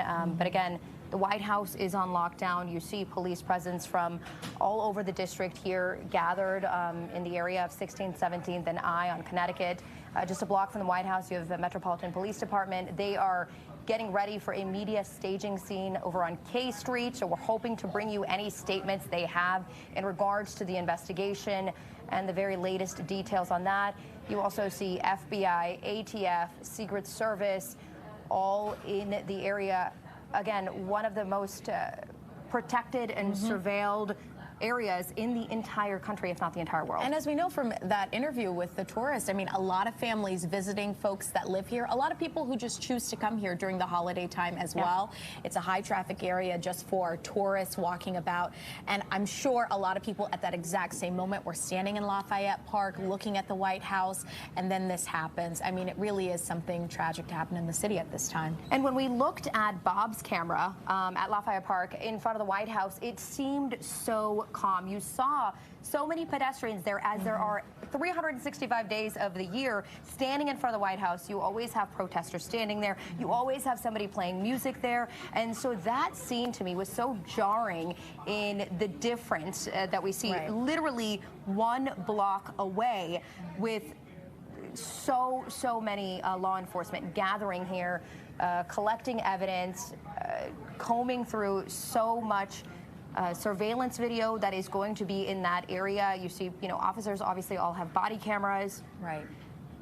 And we're just getting this now into the newsroom that we can report 2 people are confirmed to have died in this situation. It is not... two West Virginia National Guard members. Excuse me. this is hard. Two West Virginia National Guards members have been confirmed dead in this tragic situation just a block away from the White House on this Thanksgiving Eve. They were away from home. Again, this information is just now coming into the newsroom. Again, these were young men and women who signed up to protect and serve, typically in their backyards, and they were sent to D.C. in this unprecedented move to help guard the nation's capital, help make the nation's capital safer. We know with their presence, just their mere presence, made crime, people feel safer. yeah, it has made people feel safer. You have seen them smiling at you in the subway stations. You have seen them walking in the National Mall. So this truly, you know, is just unfathomable to be coming into the newsroom right now. I want to bring back Rich Giordano. Rich, again, now we are just confirming that two Guards members from West Virginia are confirmed dead in this tragic incident here, again, just a block from the White House. It's awful news. It's awful. And remember this, their families are back home and they don't know who it is necessarily. Notifications probably haven't been able to be made when it's rapidly unfolding. And law enforcement has to be 100% correct that it is who they think it is. So we got to keep them and their families in our thoughts and prayers. I will tell you this, that you guys are in a better position than me because I can't reach out to my sources there because I'm with you. But you should get a National Guard expert on here to tell us what the rules of engagement are in D.C. because sometimes they're different for the National Guard when you're in a civilian situation, meaning what are the rules for weapons? Can they carry firearms? Can they carry long guns, just handguns? Are they, you know, there's a lot of rules that impact on this situation. Fortunately, if the reporting is accurate, the person who did this is in custody. And, you know, law enforcement and the National Guard, they wear uniforms every day. They do what they're going to do. And these people protest. They throw bottle rockets at them. And today it looks like an ambush. And you know what? When they call 911, guess what? The police go, the National Guard shows up. We do our jobs. And yet they condemn us. They say fry like pigs. You got these advocates who are more concerned about rights of defendants and criminals and will go after law enforcement. But the one thing is they do all this to law enforcement. And we're the only profession that turns around. And we respond with a 911. We don't care what color you are. We don't care what your religion is. We don't care your politics. We say, where's your emergency? And we go. And these National Guard men are not trained, but they're thrown into law enforcement positions when they're there to make a difference. Absolutely. And we see that presence, that extreme law enforcement presence right now on the screen. I do want to read this statement from West Virginia Governor Patrick Morrisey. He just released this statement here in the last few minutes after we have learned that two National Guards members from West Virginia have been killed in this shooting. Governor Morrisey saying, Denise and I are devastated by the news that two members of the West Virginia National Guard were shot earlier today in Washington, D.C. According to reports, both members did not survive. We're in direct contact with our Guard and other officials and are working to obtain the most accurate information as quickly as possible. He goes on to say our prayers are with these brave service members, their families, and the extraordinary men and women of our Guard who put themselves on the line every day. West Virginia stands united behind them. We will do everything in our power to support their families as they endure this unimaginable loss and will not rest until justice is served. If you're just now joining us as we head into the 4 o'clock hour, we can confirm that two Guard members from West Virginia were shot and killed just a mere block away from the White House on this Thanksgiving Eve. This happened in the 2 o'clock hour. We know 3 people in total were transported from the scene. We do not know the identity or the condition of that third person, but D.C. police saying they do have a suspect in custody at this hour. It is not clear if this was a targeted shooting, if this was some sort of ambush. We know Guards members, National Guard members, have been on the streets of D.C. for months now at their peak, reaching about 2,000 members from all over the country, states all over the country sending their Guards members here. And we now know that these two who have tragically been killed were from West Virginia. I want to go back out live to Bob Barnard, who is outside the White House at this hour. Bob, what can you tell us? Yeah, Homa, we just saw an MPD command vehicle just pass us here. I mean, the news is hitting folks hard because obviously these were two National Guardsmen who were not home for Thanksgiving, working the day before Thanksgiving here in our nation's capital. And we're starting to get reaction to the fact that these two guardsmen, whether they were targeted or not, have been shot and killed here just a block, 2 blocks basically, away from the White House. And joining me is Rich and Mike. Rich is visiting for Thanksgiving from Michigan. Mike, you live here. When I shared this news with you, what was your reaction, Rich? It's sad, you know, that they're just doing their job. I don't know what happened, but yeah, it's pretty sad. We don't know either. And Mike, you live here. Your thoughts as a D.C. resident that these two guardsmen away from their families for Thanksgiving, working on our streets, were either ambushed or somehow, I mean, you got to believe they were targeted if they were both shot and in uniform. Your thoughts? Yeah, it just seems like tempers are flaring and things are getting to a boiling point. At some point, you know, it's got to stop. I was telling our viewers we were earlier, Doug Wilkes, my photographer, and I, down by the Capital One Arena where there's a Caps game tonight. There was a large police presence. A car had lost control and smashed into a building. But there were uniformed National Guards people there helping to provide perimeter security at that scene. Have you seen them on the street? Have you had any interactions, either Rich while you're visiting or Mike since you do live here? There hasn't been a lot, but once in a while you'll see one. Yeah, I think a lot of people, and we work here, haven't seen much of them. It seems to have been ratcheted down, but they're still here. Again, Rich, you know, you're here for fun for Thanksgiving, and you see and walk into something like this. I don't really know how to react without knowing any details because, like I said, you just don't know. You know, I don't want to give an opinion that's wrong, you know, so yeah, that's how I would feel about that. Rich, Mike, thank you. Happy Thanksgiving to you guys. And just take a look here. I mean, you see these uniformed Secret Service, heavily armed Secret Service officers here in Lafayette Square because the White House is currently on lockdown, even though the president and first lady are down in Palm Beach for Thanksgiving. I mean, there were tourists here at Lafayette Square, up along the gate, the fencing around the White House there on Pennsylvania Avenue. But now everybody is pushed back out here to H Street. And I want to pan to the right as we see people going down the sidewalk here. This is the next intersection is Connecticut Avenue, and then 17th Street is the next. This is H, 1 block to the north. To the right would be I Street. But normally there would be cars cruising up and down Homa here along H Street near the White House. And it is open to pedestrians, at least up until Connecticut.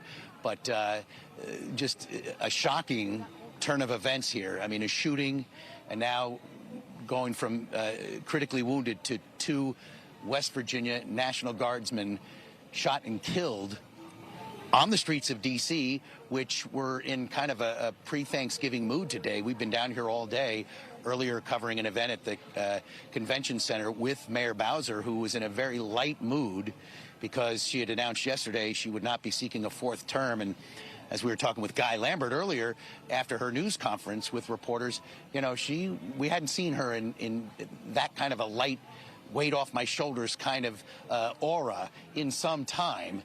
And here, just like an hour later, this happens. So just sadly, a dark pre-Thanksgiving here in our nation's capital. And again, you have 2 West Virginia National Guardsmen. We don't know if it's 2 men, 2 women, man, woman. The ones I saw down at 7th Street near Capital One Arena at that car accident, it was a man and a woman in their fatigues, National Guardsmen. They were here doing a job, and it's just hard to believe. And we'll get more reaction. I mean, I saw Rich and Mike walking by, and when I told them what happened, you know, they were visibly shaken. But as you heard Rich from Michigan saying, what was it all about? We don't know the details, unfortunately.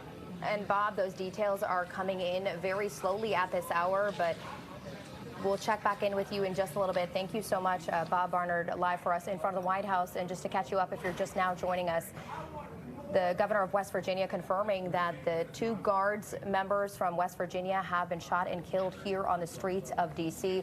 Let's go back out live to Julie Donaldson, who is on the scene there near 16th and I. Julie?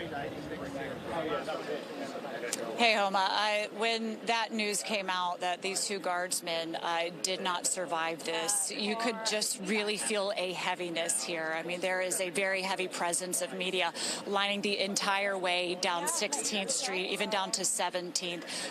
That news, people grasping the severity of what happened here today, and right as you're talking about on the holidays as well. No, I reached out to the mayor's office and just happened to see a spokesperson that was walking by, and I said, where is the mayor? They said she is here in D.C. for the holidays, so she is in town, and she is currently being briefed on everything that happened here today. As they do get more information, we can expect a press conference from her. We can expect more information coming out as she is currently gathering it herself. But as this remains a very active scene, again, as we were down a block further on 17th Street, and not too long ago, they pushed all the media members back to 16th Street because they wanted to expand this investigation.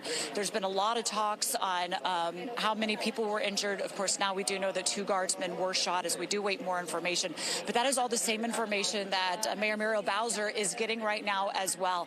And again, we can expect more information from her office as she gathers and puts that together. I was talking to some National Guardsmen as they were looking into expanding into different districts, and different wards had the opportunity to say, yes, we want these National Guardsmen to come into our neighborhoods for the beautification, to help clean it up, to also just have their presence in order to make the streets safer. A lot of wards selected to have their presence come in. Some said they didn't think that it was anything that was going to do long-term good. They thought their presence there, while it might deter crime for the moment, was more just a Band-Aid. And the second that they would leave their neighborhoods and leave their wards, that the crime would pick up. But when you're talking to the National Guardsmen, and he said a lot of the National Guardsmen, I know the 2 that were shot not from here, they're from this area. A lot of them took pride in the work that they were doing as well. But today, all of them will have a heavy heart as things unfolded here as well, Homa. Okay, what am I doing? Much, and we're going to continue our breaking news coverage into 2 West Virginia Guards members killed on the streets of D.C. as the 4 o'clock begins right now. I'll toss it over to Kenneth and Angie. And Yemisi, at this point, we're just getting this information in that these were 2 West Virginia Guards members. Again, they were not home for Thanksgiving. They were here serving on the streets of D.C. We don't know yet if this was an ambush, if this was a planned attack, but the president saying that the shooter was also badly injured. We know 3 people were taken from that scene, so we're still waiting to get those details. We know MPD right now is setting up for a press conference, but we'll head over to the 4 o'clock news and continue our breaking coverage. Guys. Thank you, Homa. Just incredible coverage there. And our continuing coverage here does begin in the 4 o'clock hour after these 2 National Guardsmen targeted outside of the White House, shot and killed. We are following the latest developments here. Yeah, first we want to go straight to the streets where Nana Sanyabonsu is standing by. She is at Farragut Park right now. This is near where the incident happened, where the shooting happened at 17th and I, near Farragut Square. And this is also where we understand, Nana, we are expecting a briefing from officials, and this is the media staging area, and that should happen momentarily, we're told. Hey, Homa, yes, correct. We're told this media briefing can happen anytime soon, but we've just been told to come to this block of 17 and I, again, right by Farragut Square. This is a very large scene. If you can see on the other side of this park is a little closer to where we are told the 2 National Guard members that we now know have passed were shot.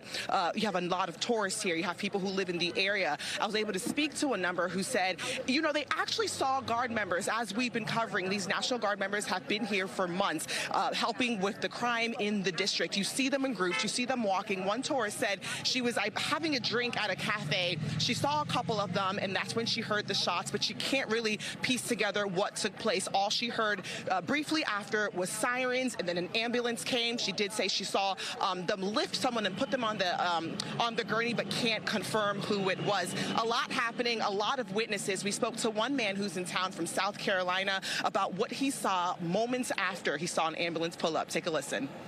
Okay, so go ahead. So talk to me about what you saw when you got here.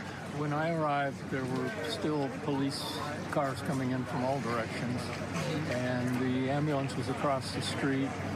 I saw the people take the gurney from the ambulance, go down the street, and in about 10 minutes they came back and there was a body on that, and they, I don't know if it was alive or what, but put it in the ambulance and they drove down the street, and that was it. And since then it's been massive reporters everywhere. Yeah, I mean, I have to ask you, and if you can speak up just a little bit, what goes through your mind when you hear that at least 2 National Guard members were shot right here in the nation's capital?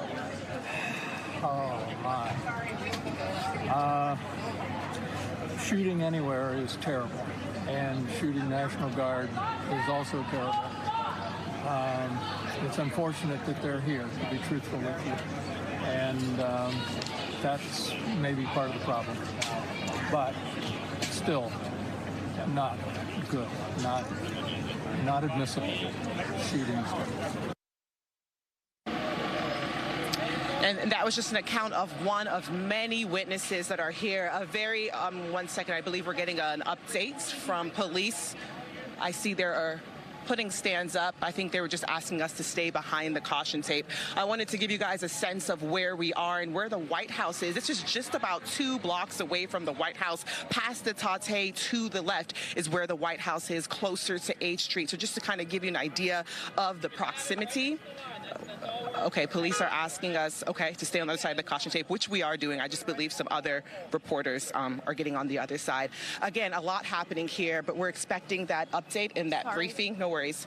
And as soon as we have it, we'll take it for you right here live. But again, what we can confirm, 2 National Guard members from West Virginia shot and killed here at the nation's capital just a day before Thanksgiving. As soon as we have updates, we'll have it for you. Holman, Kenneth?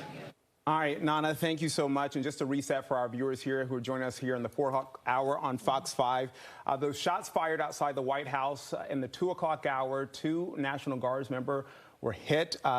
Since then, they have been confirmed dead. They were in critical condition when they were rushed to nearby hospitals. We know from the response from President Trump, they were in 2 separate hospitals as there were life-saving measures there. But unfortunately, we've learned that they have been killed. We are hearing from the president. We're hearing from Homeland Security Secretary Kristi Noem at this hour. The White House currently on lockdown, heavy security in that area around the White House. Yeah, we know, as you mentioned, Kenneth, that the president has released a statement. He has been briefed on this. Mayor Muriel Bowser also briefed on this shooting that took 2 lives of our National Guardsmen from West Virginia. 17th and I in Farragut Square, that remains shut down. The West Virginia governor also weighing in and confirming that this has been a tremendous loss for his state. And I'm sorry, Angie, we just got word there were conflicting reports from the West Virginia governor about the conditions of these National Guardsmen who we've been reporting are dead. I'm going to read this to you right now from Governor Patrick Morrisey there in West Virginia. We are now receiving conflicting reports about the condition of our 2 Guard members and will provide additional updates once we receive more complete information. Our prayers are with these brave service members, their families, and the entire Guard community. With this incident happening, less than 2 hours ago, Angie, this is no surprise that we are getting conflicting reports at this point. But when that social media post came out from the governor that these National Guard troops were indeed killed, obviously that is a credible source for us, and that is what we reported. But now we're hearing the governor say there's conflicting reports. And just to give you some context, when we have breaking news like this, and one that involves so many different officials, so many different agencies, I know alone, just to begin, we're talking D.C. Police, National Guard, we saw the ATF, Federal Protective Services, we have their local authorities for the Guardsmen and where they're from. They're all coordinating this, and we are doing our best, as is everybody, and not jumping ahead of the facts, not jumping ahead of conclusions here, just relying on our sources and the official ones at that. What we do know, though, is that as of right now, You mentioned the White House is on lockdown, but they don't believe that there is an imminent threat out there to the public. But with any investigation like this, especially one that involves members of our U.S. military, this is going to be a huge investigation where they're going to have to set the perimeter, canvass the scene. It's going to take a lot of time, and that's why you see such a huge volume of officer presence here. And we still will not have a timetable, probably for a long time, as far as when everything will open up. But the suspect, we are told, was wounded and is in custody. Is in custody. The president, putting on social media the animal that shot the 2 National Guardsmen, with both being critically wounded and now in 2 separate hospitals, is also severely wounded, but regardless will pay a very steep price. We have no information, no details about this suspect. We've heard some information about this person. This gunman had been in a hoodie on this 70-degree day here in Washington. Obviously, the day before Thanksgiving, there are a number of people always around the White House and near the White House. But at this point, no information about that suspect or any motives, any political motives at this point. But as you see, that's a live scene there in Northwest D.C., a large, not only police presence, but a number of federal agencies are on the ground there. And this is common and typical in these types of situations where, again, the White House is locked down, but the White House will be locked down on something pretty simple, just any potential threat. Obviously, there's a major threat here, which is why you have the White House locked down. And the president and the first lady are currently in Florida, so they're not even there, but this is still normal to have this type of security presence there. We want to get to our Josh Rosenthal, who's on this scene as well. We have a number of reporters there. Josh, where are you and what are you seeing? Kenneth, Angie, I'm standing just in front of the intersection of 16th and I. That's what's there behind me. And the reason that we're standing this far back from the police tape is because I want to give you this wide angle to show you just how expansive this crime scene is. We're standing on I Street. So that first intersection you see here is 16th. The one just after it, that's I and 17th. That is where we believe that these shootings took place. And as you can see, it is emergency vehicles and chaos at this point, from our vantage point, pretty much as far as the eye could see. Now, if you follow me up this direction, Joaquin Neto doing a really great job here walking with me. We are now approaching the intersection of 16th and I, and to give you a better idea of where exactly this is down here, Neto, if you could turn in my direction, right down there, only a block or two, that's the White House, which, as you guys were saying earlier, is on lockdown.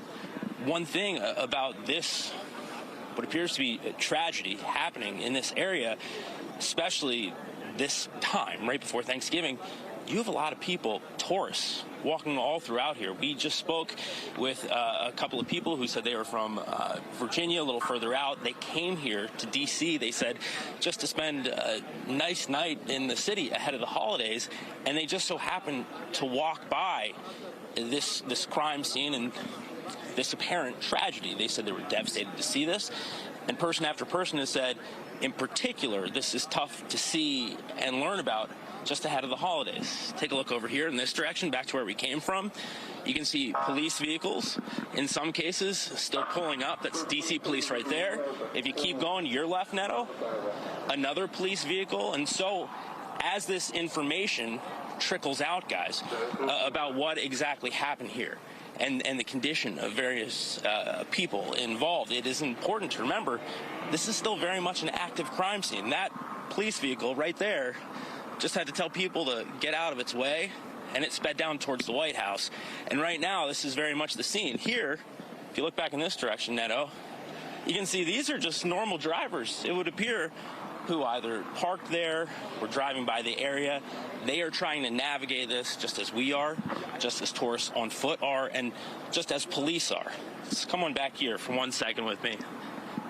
I'm going to see if we can talk to some of these people who are standing by. Excuse me, I'm sorry to bother you. It's okay, I understand some folks not wanting to go on live TV. That's okay. That's okay. Just trying to get a sense for you guys at the reaction among people. I'm sorry to bother you. Could I ask you real quick, ma'am? Let's try this one. Come over here. I'm terribly sorry to bother you. I'm Josh. can I just ask you what you think of all this happening? It looks like you were just passing by. Yeah, but I'm actually on a call. Can you? That's okay. No worries. As you guys can see, very much a fluid situation here. A lot of people passing by over here in this direction. Families passing by, just trying to figure out, like we are, like police are, what exactly is taking place. For now, I'm going to send it back to you. All right, Josh, thank you there. I know people are just coming out because they want to see that scene, try to figure out what's going on, but also just go about their day. Bob Barner is also very close to the scene. I think you're near Lafayette Park. Let's bring in our Bob Barner to see what he's got. Hey, Bob. Hey there, Kenneth and Angie. Yeah, it's fairly quiet here, and anybody who on this day before Thanksgiving visiting friends, family, or just as a complete family from out of town would have hoped to have been right up alongside the White House gates on Pennsylvania Avenue. Unfortunately, they're kept here. This is at the far northern perimeter of Lafayette Square, right along H Street. And you see a lot of protesters here, and some people have been kind of jawing at each other. And the armed, heavily armed Secret Service uniformed police are maintaining a perimeter. There is police tape here at kind of the main walkway, which would extend south along 16th Street straight down to the front of the White House down there on Pennsylvania Avenue. But the heavily armed uniformed Secret Service police have been here since we arrived here about an hour ago. They are maintaining the perimeter because the White House is on lockdown. So you got to believe there are a lot of people in the White House complex who are hoping to get out maybe a little bit earlier today because it is the day before Thanksgiving, and they're being held in. Nobody's allowed to advance toward the White House. So you see, not many people here. I mean, there's, you know, the pro-Palestinian, release the Epstein files, anti-Trump protesters, but they've been quiet as they realize what's going on here, that the White House is on lockdown. Lafayette Square is closed. A number of the streets in the area are closed as well. And I'm going to have Doug Wilkes pan to the right here in a second and just show you we're on H Street. So some cars are coming this way that are being turned away from the blocked road down there. The next street west of us, where they're turning from, is Connecticut Avenue. The street beyond that, where you see the flashing lights, that would be 17th Street at H. The incident is to the right, 1 block north at 17th and I is where this shooting happened. So pedestrians are able to get as far as Connecticut Avenue, but cars are being kept several blocks away from where we are. Some are able to leave this area, those that were in parking garages here or on the curb, but no vehicular traffic is allowed into this area. Again, you can see some pedestrians, but it's a wide perimeter still around this scene. And as Josh was doing moments ago, we've talked to people as we've been sharing this news now, conflicting news about the conditions of the 2 West Virginia National Guards men, women, we're not sure genders, but who were shot this afternoon, literally just 3 blocks from the White House, slightly north and west of the White House. For what reason, we don't know. You would almost believe if 2 of them were shot, they had to have been targeted in some way, but we don't know.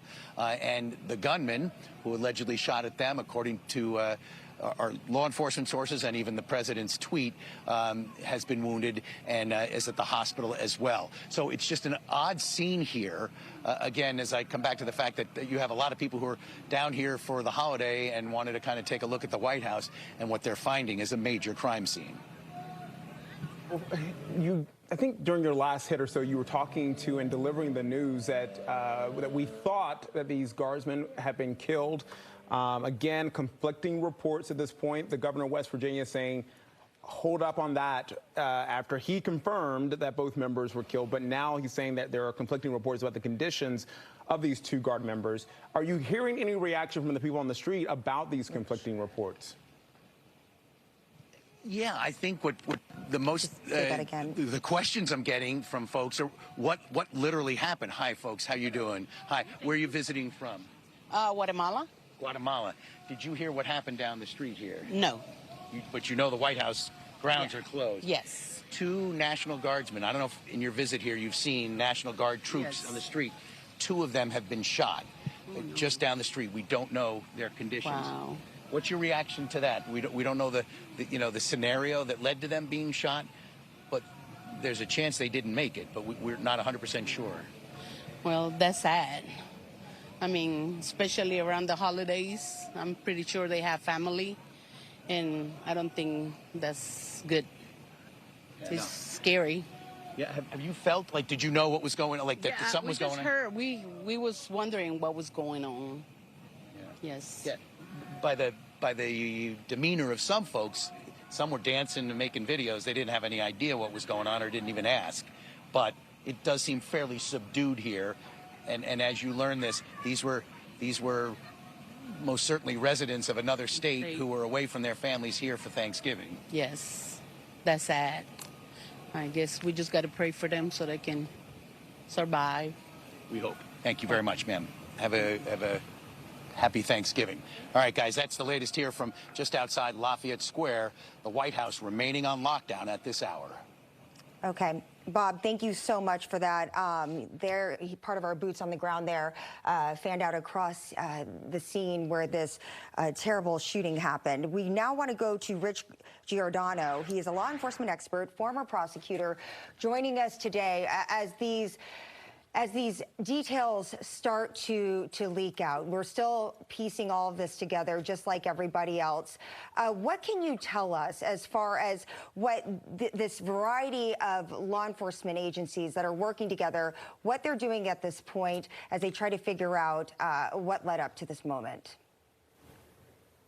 There's a multitude of agencies working together, but they're collecting evidence at the scene. They probably have evidence tech there looking for firearm that may or may not have been used, looking for backpacks, looking for ammo or shells that were discharged.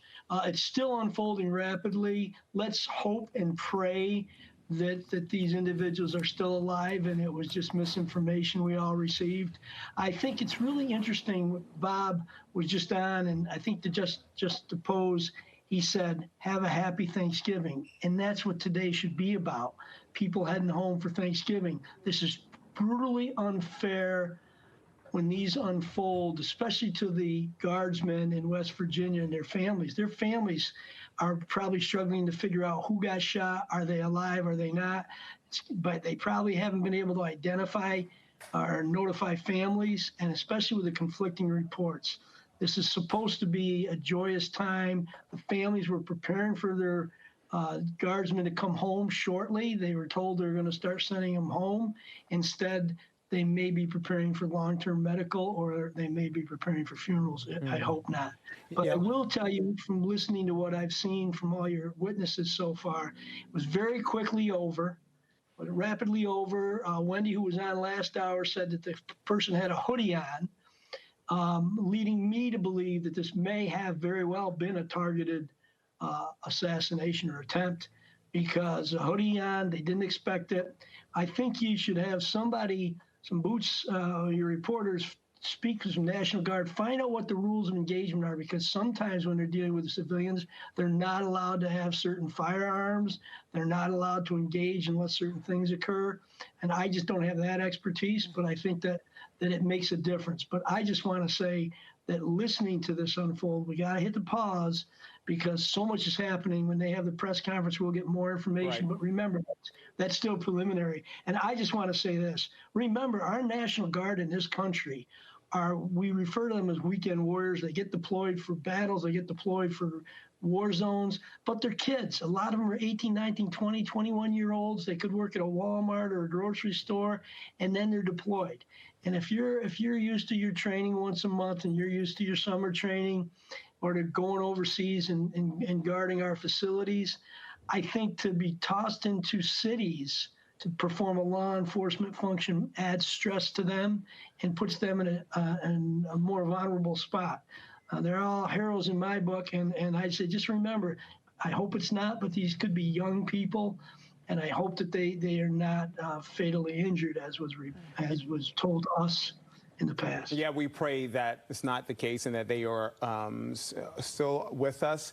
I do want to ask, and there's a future discussion to be had here about the National Guard troops who are in D.C., this deployment being in U.S. cities, because typically we see the National Guard helping when there's a natural disaster, when there are other things that happen, but not, pretty much for law enforcement. And I will say the National Guard troops that we've seen here in the district the past few weeks especially, there have been beautification projects. There have been more crime deterrents than actually doing law enforcement duties because that was not their mandate during the Trump D.C. takeover and the subsequent period that we've seen after the crime emergency is over. But I want to move back to this investigation, the number of agencies, Rich, that we're seeing there on that scene. We've seen these types of incidents before. We've seen mass casualty incidents. We've seen incidents where the FBI is taking the lead. Who is the lead at this point after this incident? It's probably going to be the federal government because these were National Guardsmen. What is going to happen is they're going to get all kinds of street cameras. They're going to get store cameras. They're going to get everything they can together, piece this together, and identify. Well, they're going to know who the person is if they're in custody, but they're going to identify what steps did he take. Did he come from the transit system? Did he come from a building? Was it an ambush in front and back? There are so many cameras that we have in major cities that this will be one of the major pieces to put this back together. When they do get the person, they're going to go through their phone. They're going to go through their computers. They're going to get a warrant for their house.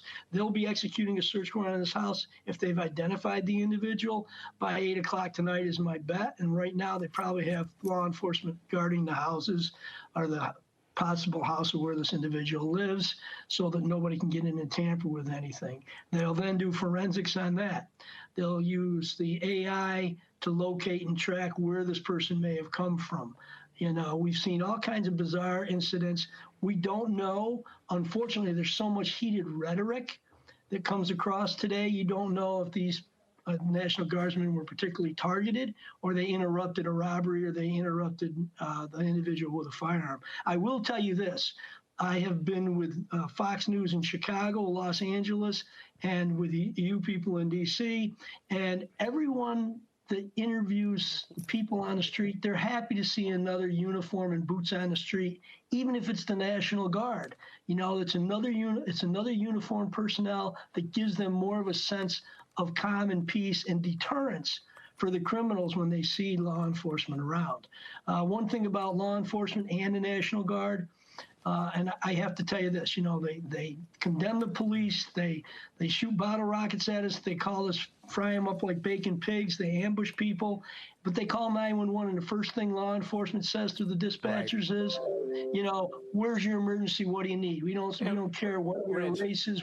And Rich, I'm sorry to cut you off. I know you got to go soon, so I want to get this. Can you briefly answer this? Because this is a major thing that just happened, which was conflicting reports that said that the Guardsmen were dead. And then now people are probably wondering who watching this, how could something like that happen? We know that this happened 2.5 hours ago or so, and that information is coming fast and furious, but typically we wait for law enforcement to step up to the mics and confirm.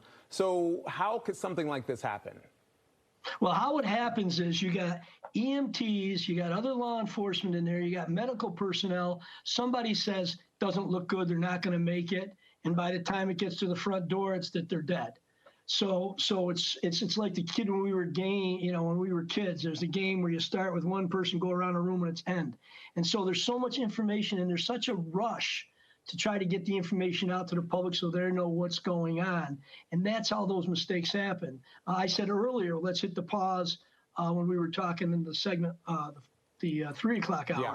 Let's hit the pause and get more information. But there's a race to try to get as much information so people are aware if this is a one-off incident or if there's more fear. But that's how those things happen. They hear somebody in the ambulance says it doesn't look good, and then somebody overhears it, and it just gets turned into they're not going to make it. Right, and this is why we will wait and make sure that we have the correct information before we report it out. But again, that was coming from Governor Patrick Morrisey, but as soon as he sent out that correcting tweet, we reported that. So, Rich, we know you got to go. Thank you for your time. We really appreciate it. Thank you, and I pray for these people and their families. And I ask everyone else to do the same. Definitely. They're not down there to get ambushed and shot, and hopefully they don't die. Thanks, guys. Yeah, of course. We're praying that they're okay. All right. Thank you so much, Rich, for all of that insight. We'll be checking back in with you. But meantime, we want to head back out to Julie Donaldson. She's joining us from 16th and I Street. This is near the scene where this tragic shooting unfolded. At this point, anything can you confirm anything about these 2 National Guardsmen? Anything new that you've come across? Yeah, no, Angie, it's still a lot of information that's being gathered. And from a lot of people that I talked to when I first got here at 3 o'clock on the scene, they're saying it took place. They heard shots fired, like a boom, boom, boom, like fireworks kind of going off around 2:15. And since then, there have been mixed reports from what people have heard. 2 shots. I've heard some people say that they heard 3 shots. But at the time when they did hear it, it was chaos. People running scared in all directions trying to get away from what they do was a very dangerous scene. And since then, the police, they say, responded quickly.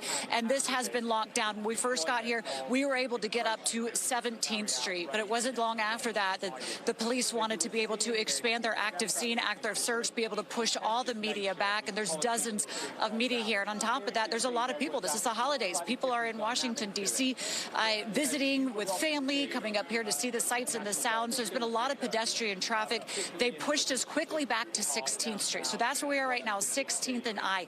The information, again, that we are getting from those that saw and heard what happened is mixed. And, of course, we really want to wait until we get the information, which will be at a press conference the police are holding. I am told the mayor will be there as well, that she was being briefed on all of this. That's going to be happening over where Nana is. So as soon as we do have that, we know Nana will bring that information. But let us hear some of the sound of a woman who was there when this all took place. And from her account, what happened here? I was in the Uber. I heard right in front of 17th Street, and I heard boom, boom 2 times. And then the Uber driver said, "Why are all these people running?" So then I look out the window, and it's little children, adults running, children on both sides of the street, running in the opposite direction. The supervision is saying to the children, "Go, go, run." And then I heard, "Help, help." So it was very chaotic, as she said early on, but with the police coming in, with the police coming in here quickly and locking everything down, they said they've had the area very safe, very controlled off, very pushed back here. But what we're having right now is a lot of people that are leaving work, trying to get to their cars, trying to get out of the area that we're here just for what their normal day was before they go off on holiday of Thanksgiving tomorrow. So right now, everybody's just really kind of standing around waiting to get the information from one to the next, which, as they're doing this active investigations, you can kind of see here behind me. When we first came up, there was nothing but police cars flashing lights down this entire street on both sides. It looks like it's died down a little bit, but obviously still down the street, a very, very heavy presence as this investigation continues to be very active right now. All right, Julia, thank you so much. And I do want to say that Pete Hegseth, the Department of Defense Secretary, has just made a statement on camera. He posted that on Twitter about 11 minutes ago. We are working to turn that around for you, and we will play that out as soon as we get it. But again, we're getting responses from many top officials in the Trump administration. We have heard from the president, who posted on social media calling the gunman an animal, saying, quote, "The animal that shot the 2 National Guardsmen, with both being critically wounded and now in 2 separate hospitals, also severely wounded, but regardless will pay a very steep price. God bless our great National Guard and all of our military and law enforcement. These are truly great people." As the president of the United States, the president goes on. But again, the president has been briefed on the situation. We want to go now to that video that was just posted online by Secretary of War Pete Hegseth. Very productive meetings, but I want to start by saying after those meetings, myself and my team were notified that 2 National Guardsmen have been shot in Washington, D.C., critically wounded. The shooter shot in a cowardly, dastardly act targeting the best of America, heroes willing to serve in Washington, D.C., serve for people they don't know and they've never met because they love their country and their capital and their community. They were willing to do dangerous things others were not because they love their fellow Americans. Someone decided to turn that into targeting National Guardsmen. That will only stiffen our resolve. We will never back down. We will secure our capital. We will secure our cities. In fact, this happened just steps away from the White House. It will not stand. And that's why President Trump has asked me, and I will ask the Secretary of the Army, to the National Guard, to add 500 additional troops, National Guardsmen, to Washington, D.C. This will only stiffen our resolve to ensure that we make Washington, D.C. safe and beautiful. The drop in crime has been historic. The increase in safety and security has been historic. But if criminals want to conduct things like this, violence against America's best, we will never back down. President Trump will never back down. That's why the American people elected him. America and our warriors, our National Guardsmen, are strong. And so we're following this very closely. We're getting information rapidly. I mentioned the faith of this country, the Christian faith, the prayers. I would ask for prayers for our National Guardsmen. Excuse me, Mr. Appeals to heaven for our National Guardsmen, for their families, on bended knee as a War Department, as a nation. Excuse me. We will never back down. Excuse me. Think about them right now. Venezuela. We had a couple of great, productive meetings with the President and the Minister of Defense here, where we are dedicated to the counter-cartel effort here. Criminality knows no boundaries, whether it's the United States of America and Washington, D.C., or it's the Caribbean that's obviously Pete Hegseth at the Department of Defense at the Pentagon there. Moving on to another topic of national interest there, but addressing these two National Guardsmen shot in Northwest D.C. near the White House, and giving us a few extra details, a few new details there, including we were wondering whether these guardsmen were targeted. He used the phrase and said they were targeted. The shooting that targeting National Guardsmen. He also added that he will ask the president to add 500 additional National Guard troops on the ground in the district.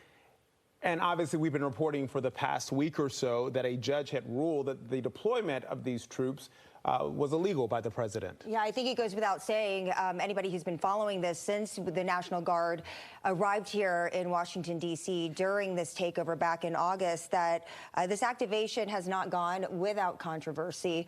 And the big question also coming out of all of this, which was partially just answered, at least to an immediate response, who knows what will be added onto that afterwards, but is how is this going to change the landscape of this federal surge here in our nation's capital? When you look at the numbers, I think the estimate was like 2,190 National Guard members currently in the district right now.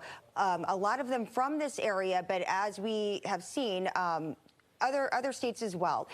We've talked a little bit about how these are not full-time soldiers, right?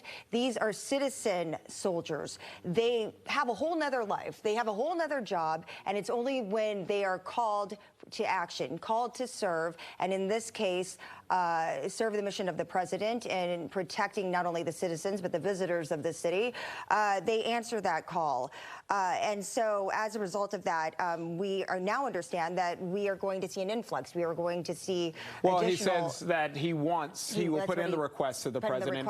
We don't know if that will be approved, and will the president also use this incident to reignite the crime emergency that has, since been ended months ago in D.C., but yet the National Guard troops remained, and that's been the Attorney General Brian Schwab in the district has fought that. The mayor has fought that. There has been city leaders who don't want the National Guard troops or don't think that they're needed, and that D.C. police alone can tackle any crime issues in the city. But we have seen a decrease in crime. The president, he noted, I think the other day before he took off for his holiday, that there hasn't been one murder in D.C. in the past 6 months. We know that is not the case. A little hyperbole from the president, perhaps there. But we know there has been a drop in crime. The mayor has noted that. Was it because of the D.C. police? Was it the influx of federal officers? We do know there has been a drop, and it has been because there has been more attention in some high crime areas, even though we could debate this and talk about how the fact that some of these troops were not in some of the most high crime areas, and some of the residents pointed that out. You see it on the screen right now. Janine Pirro has put out a statement saying, "God bless the two National Guardsmen who've been shot near the White House. As the U.S. Attorney for D.C., I stand ready, as does my office, to seek justice in this case. I am on my way to the scene now."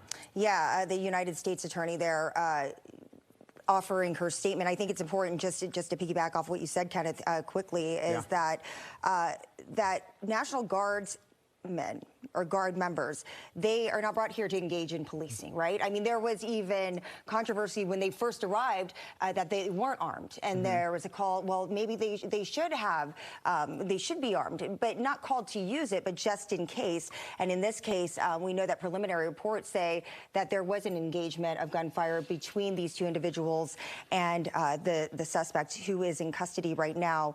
But the current deployment, as we've said time and time again, have really been in this non-enforcement role. Now we want to go over to Julie Donaldson, check back in with her. She joins us she's close to the scene, I believe. I think they pushed you back, you said, to I and 16th. Yeah. Yeah, they did. We were over at 17th when we first got here at 3 o'clock, but they quickly said they wanted to expand their active search area and their investigation area, so they pushed all the media back down to 16th Street. So here we are at 16th and I. There's still a lot of course, media out here covering this. There's a lot of spectators that are walking around trying to just figure out what is going on. But we came across Michael. Michael was here at the time that this went down. Tell us, Michael, what time around was it, and what were you doing, and what did you hear?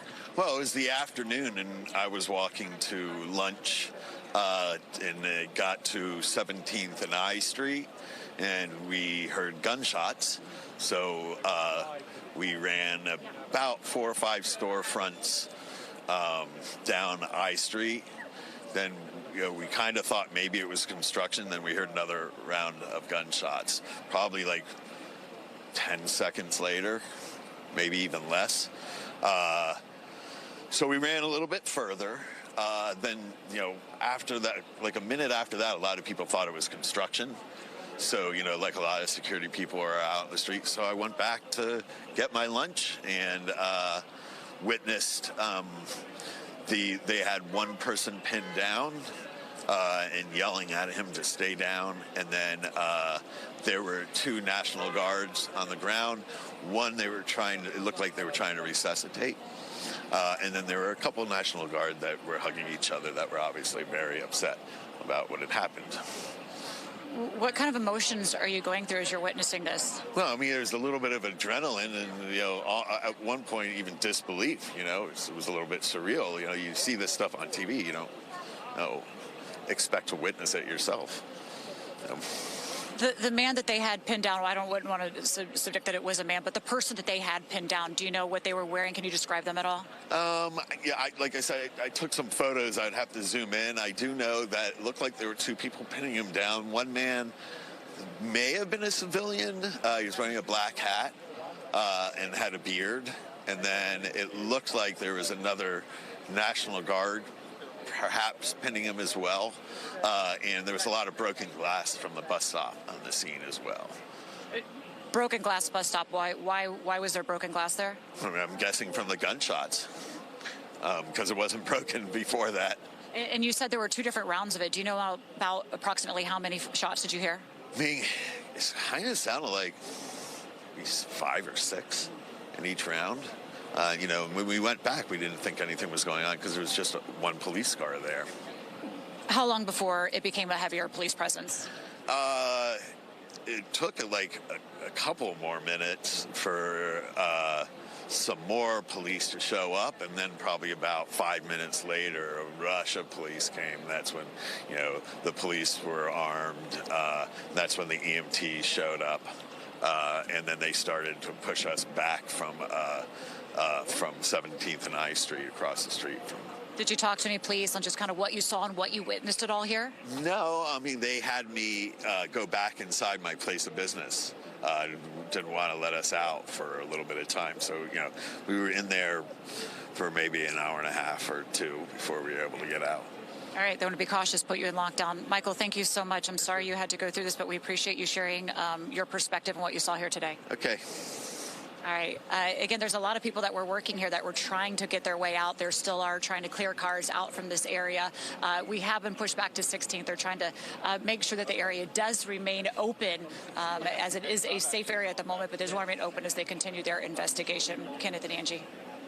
All right. Julie Donaldson for us tonight from 16th and I should say, about a block away from where this happened. Just incredible details from that witness there. And obviously any witness statements or obviously this was somebody who saw the aftermath, but if anyone saw the actual gunman, the actual shooting, we hope that law enforcement obviously speaking with them now. Yeah, well, and I think that that's why we're going to see that crime tape and that perimeter out there for quite some time, because we talked with Rich earlier, who was our law enforcement expert, in addition to just collecting the evidence and making sure that they are able to, recover maybe any type of weapon that was involved. Or it's also important to find people like this. Yes. We're looking for them as well, but more importantly, law enforcement, they want the eyes and ears of anybody who was within that vicinity.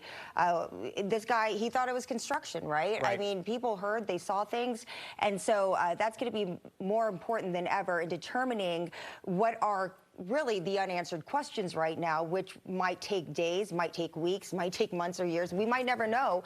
But the motivation behind this, was this a targeted attack? Was it an ambush? These are all things that we're hearing. But again, we are stopping short of jumping to any type of conclusion. And as you take a live look at GW Hospital there in Northwest, we see a police presence outside the hospital. We have not confirmed if a National Guard's member, if any of the shooting victims were taken to that hospital. We know President Trump said they were taken to 2 separate hospitals.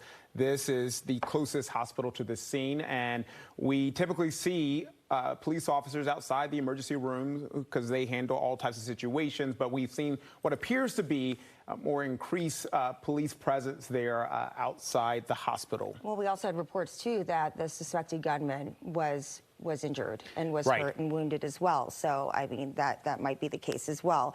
Nonetheless, we are there. We are here. We are in a variety of different parts of this story, and we've got it covered, including with Bob Barnard, who joins us now from Lafayette Park. Bob, you've been talking to people all afternoon, and you've been covering the city for many, many years. Bob, just considering what has happened today and what we've gone through over the last few months, it's hard to say how this is going to impact this recent surge we've seen. What are you hearing there on the streets? Well, I mean, people here are kind of stunned, for sure, those that are hearing this news. But I think one of the responses we just heard from the Secretary of War, Pete Hegseth, that they're going to send 500 additional National Guardsmen and women to D.C. in the coming days and weeks. So I think a lot of people are impacted just in terms of trying to get home. On this Wednesday before Thanksgiving, we are at the far northwest corner of Lafayette Park. The White House is right here. We've come a block closer to the scene, and we're frankly as close as you can get now, because this is H Street looking down at 17th, and you see all the police there at the scene. I want Doug Wilkes to kind of just pan off to the left here to see not only is it police tape, but you've got heavily armed Secret Service uniformed police here blocking the sidewalks. They are maintaining the perimeter because the White House grounds, the property, the complex is still on lockdown. And now I want to kind of, as we pass over H Street, I want to kind of look north on Connecticut. So this is looking north on Connecticut, where you see those flashing lights. That's I Street. So the scene, you heard the other guys, Julie was at 16th and I. This is Connecticut and I, which is a block closer to 17th and I. And the scene is still obviously an active crime scene with a number of roadways blocked, but also some sidewalks blocked, because you've got people who work in this area. Some, we've seen just a few leaving the White House complex, but there are others who work in these buildings. As you see this vehicle passing here, and someone's going to let him go through this tape, or he's going to go past us. But one of the many people, and actually as he goes by, Doug, show these folks just sitting on the wall here. So you've got a lot of people who are hoping to get home because they're probably off the next couple of days to begin their Thanksgiving weekends, and they're stuck here. And one of them also is Brian. Brian, I saw you sitting on the wall earlier. Tell me your situation here. I just got off work. I'm fortunate to be able to get home a little bit early, and unfortunately I'm parked in the middle of the crime scene, so kind of stranded at the moment. Have they told you anything? That maybe I'll be able to get my car out of the garage at some point tonight, but not exactly when. All right, good luck, Brian. We want to send it back into you guys. Thank you. Bob, thank you. We are awaiting that news conference there, where we understand, as you see, Mayor Muriel Bowser, the FBI Director Kash Patel standing by. They are near the microphones now, and they are waiting for everyone to join in. We are hoping to learn a lot more information about exactly the details, what happened, the conditions of those National Guard members. Again, you see federal officials, the mayor, they're standing by. Yeah. We're here to brief you on the tragic events that happened today at approximately 2:15 local time in Washington, D.C., where two of our brave members of the National Guard and the Department of War were brazenly attacked in a horrendous act of violence. They were shot. They're in critical condition. As you can see behind me, we have assembled the full force of both the federal and state and local law enforcement agencies to bring bear all of our resources to make sure we find the perpetrators responsible for this heinous act. And make no mistake, they will be brought to justice. Since this is an assault on a federal law enforcement officer, this will be treated at the federal level as an assault on a federal law enforcement officer. The FBI will lead out on that mission with our interagency partners, to include the Department of Homeland Security, Secret Service, ATF, DEA. And we're thankful for the mayor's assistance in this matter, the Metropolitan Police Department and their skills in investigating homicides and gun shootings in this city is exceptional. We will work together collaboratively because this is a matter of national security, because this is a matter of pride. President Trump has been informed. We've been in contact with the White House. We will shortchange the American public with no resources to make sure we find and safeguard our nation's capital right here in Washington, D.C., and bring anyone responsible for this heinous act of violence to justice. I would lastly like to add to the American public and the world, please send your prayers to those brave warriors who are in critical condition and their families. They are here serving our country. They are here protecting everyday Americans and citizens around the world in our nation's capital. They are the heroes of this day, and we must remember them on this day and every day, and their families and the sacrifice they have made. I will now turn it over to Chief Carroll of the Metropolitan Police Department. Thank you. Good afternoon, everyone. My name is Jeff Carroll. I'm the Executive Assistant Chief here at the Metropolitan Police Department. At approximately 2:15 this afternoon, members of the D.C. National Guard were on high visibility patrols in the area of 17th and I Street Northwest when a suspect came around the corner, raised his arm with a firearm, and discharged it at the National Guard members. The National Guard members, there were other members that were in the area. They were able to, after some back and forth, able to subdue the individual and bring them into custody. Within moments, members of law enforcement in the area were also able to assist and bring that individual into custody. At this time, as the director mentioned, the National Guard members are being treated at a local hospital. DC Fire and EMS responded to the scene to provide first aid for those individuals and transport them to a local hospital. The suspect in this case was also transported for treatment at a local hospital. Madam Mayor? Thank you. I'm Muriel Bowser. I'm the mayor of Washington, D.C., and I, too, want to send my thoughts and prayers to the families of the guardsmen and to the guardsmen who are in critical condition in a local hospital. I am joined by members and leadership from the D.C. National Guard, from the West Virginia National Guard, United States Secret Service, Deputy Mayor Pia, Fire Chief Donnelly, and Metro's General Manager Randy Clark. And we join with the FBI Director in ensuring that MPD investigates, the U.S. Attorney prosecutes this case to the fullest extent of the law. I've had the opportunity to brief U.S. Attorney General Pam Bondi, who was speaking to the president when I called, as well as the United States Attorney Pirro, who assured me that this case will have her office's complete attention. Mayor, was there any other suspect? Chief. Sure. So no, at this time, there's no indication that there was any other suspect. The one suspect that was involved in this incident, they were shot during the interaction, and they were transported to the hospital for treatment. Mayor, does this validate the need for the National Guard here in D.C.? What we know, Andrea, is that this is a targeted shooting. One individual who appeared to target these guardsmen, that individual has been taken into custody. Mayor, can you tell us any more details on the condition of the two National Guardsmen and whether or not anyone else was injured? And a quick question follow-up for the FBI Director. You said that we'll make sure we find the perpetrators for this act. So just to clarify, the person believed to be responsible is in custody and there are no other suspects? Sure. So I can start out. Again, Chief Carroll from MPD. So both of the individuals, the guard members, they are in critical condition at local hospital at this time being treated. At this point, we have no other suspects. We have reviewed video from the area. It appears, like I said, to be a lone gunman that raised a firearm and ambushed these members of the National Guard, and he was quickly taken into custody by other National Guard members and law enforcement members. Have you got any sense of motive? No, at this time, obviously, we're very in the preliminary stages of investigation. There's a lot of things, a lot of agents that are here from various federal agencies, law enforcement agencies. We have the full power of the FBI and our federal partners here in the task force. So we're looking at all those different aspects, but we don't have any motive. Were the National Guardsmen armed, sir? The National Guardsmen that were shot, I'm told they were armed. Did they get off shot? At this time, that's part of the preliminary investigation. We know who shot the suspect. Chief. Sure. So how the suspect was apprehended, as I said, the individual, the suspect came around the corner. He immediately started firing a firearm at the two National Guard members. So at that time, there were other National Guard members that were in the area. They heard the gunfire. They actually were able to intervene and to kind of hold down the suspect after he had been shot on the ground until law enforcement got there within moments. And he was shot by a National Guardsman? At this point, we're still investigating exactly who shot the individual. It's not clear at this time. Were there DC policemen in the area?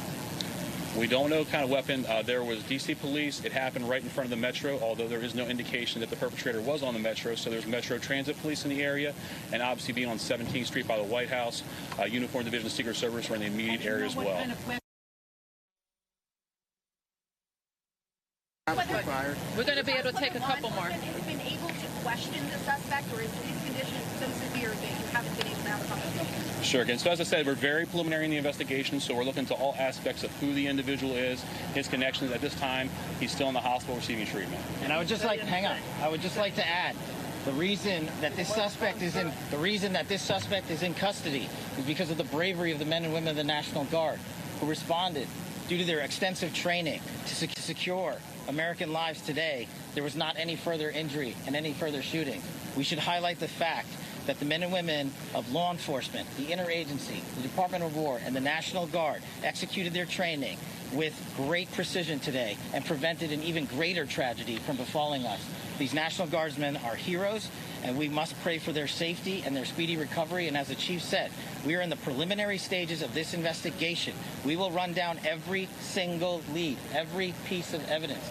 This is the power of the U.S. government at its best at the state, local, and federal level. That is why this interagency group is standing behind us to assure America and the world that we will continue to keep D.C. safe. And thankfully, we have Metropolitan Police Department, the National Guardsmen, and federal agents, and the Department of Justice and Attorney General willing to prosecute the mission to keep Americans safe. And President Trump has rightly stated that this heinous act will be investigated, and he has thanked the National Guardsmen and women and the men and women of law enforcement. Thank you. Did the suspect say anything at the time? Why did the West Virginia governor say that they've been killed? Chief, was anyone else shot? Have the families been notified? General, what about the unconstitutional deployment of troops? Why are there 500 troops?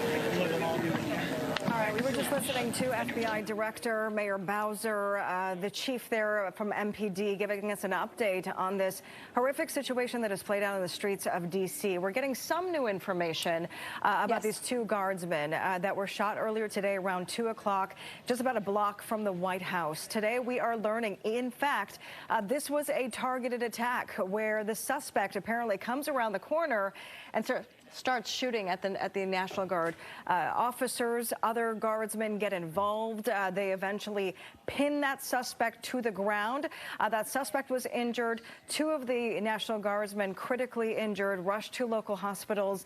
And as we've been playing out for the last several hours now, a massive police presence that is unfolding on the streets of D.C.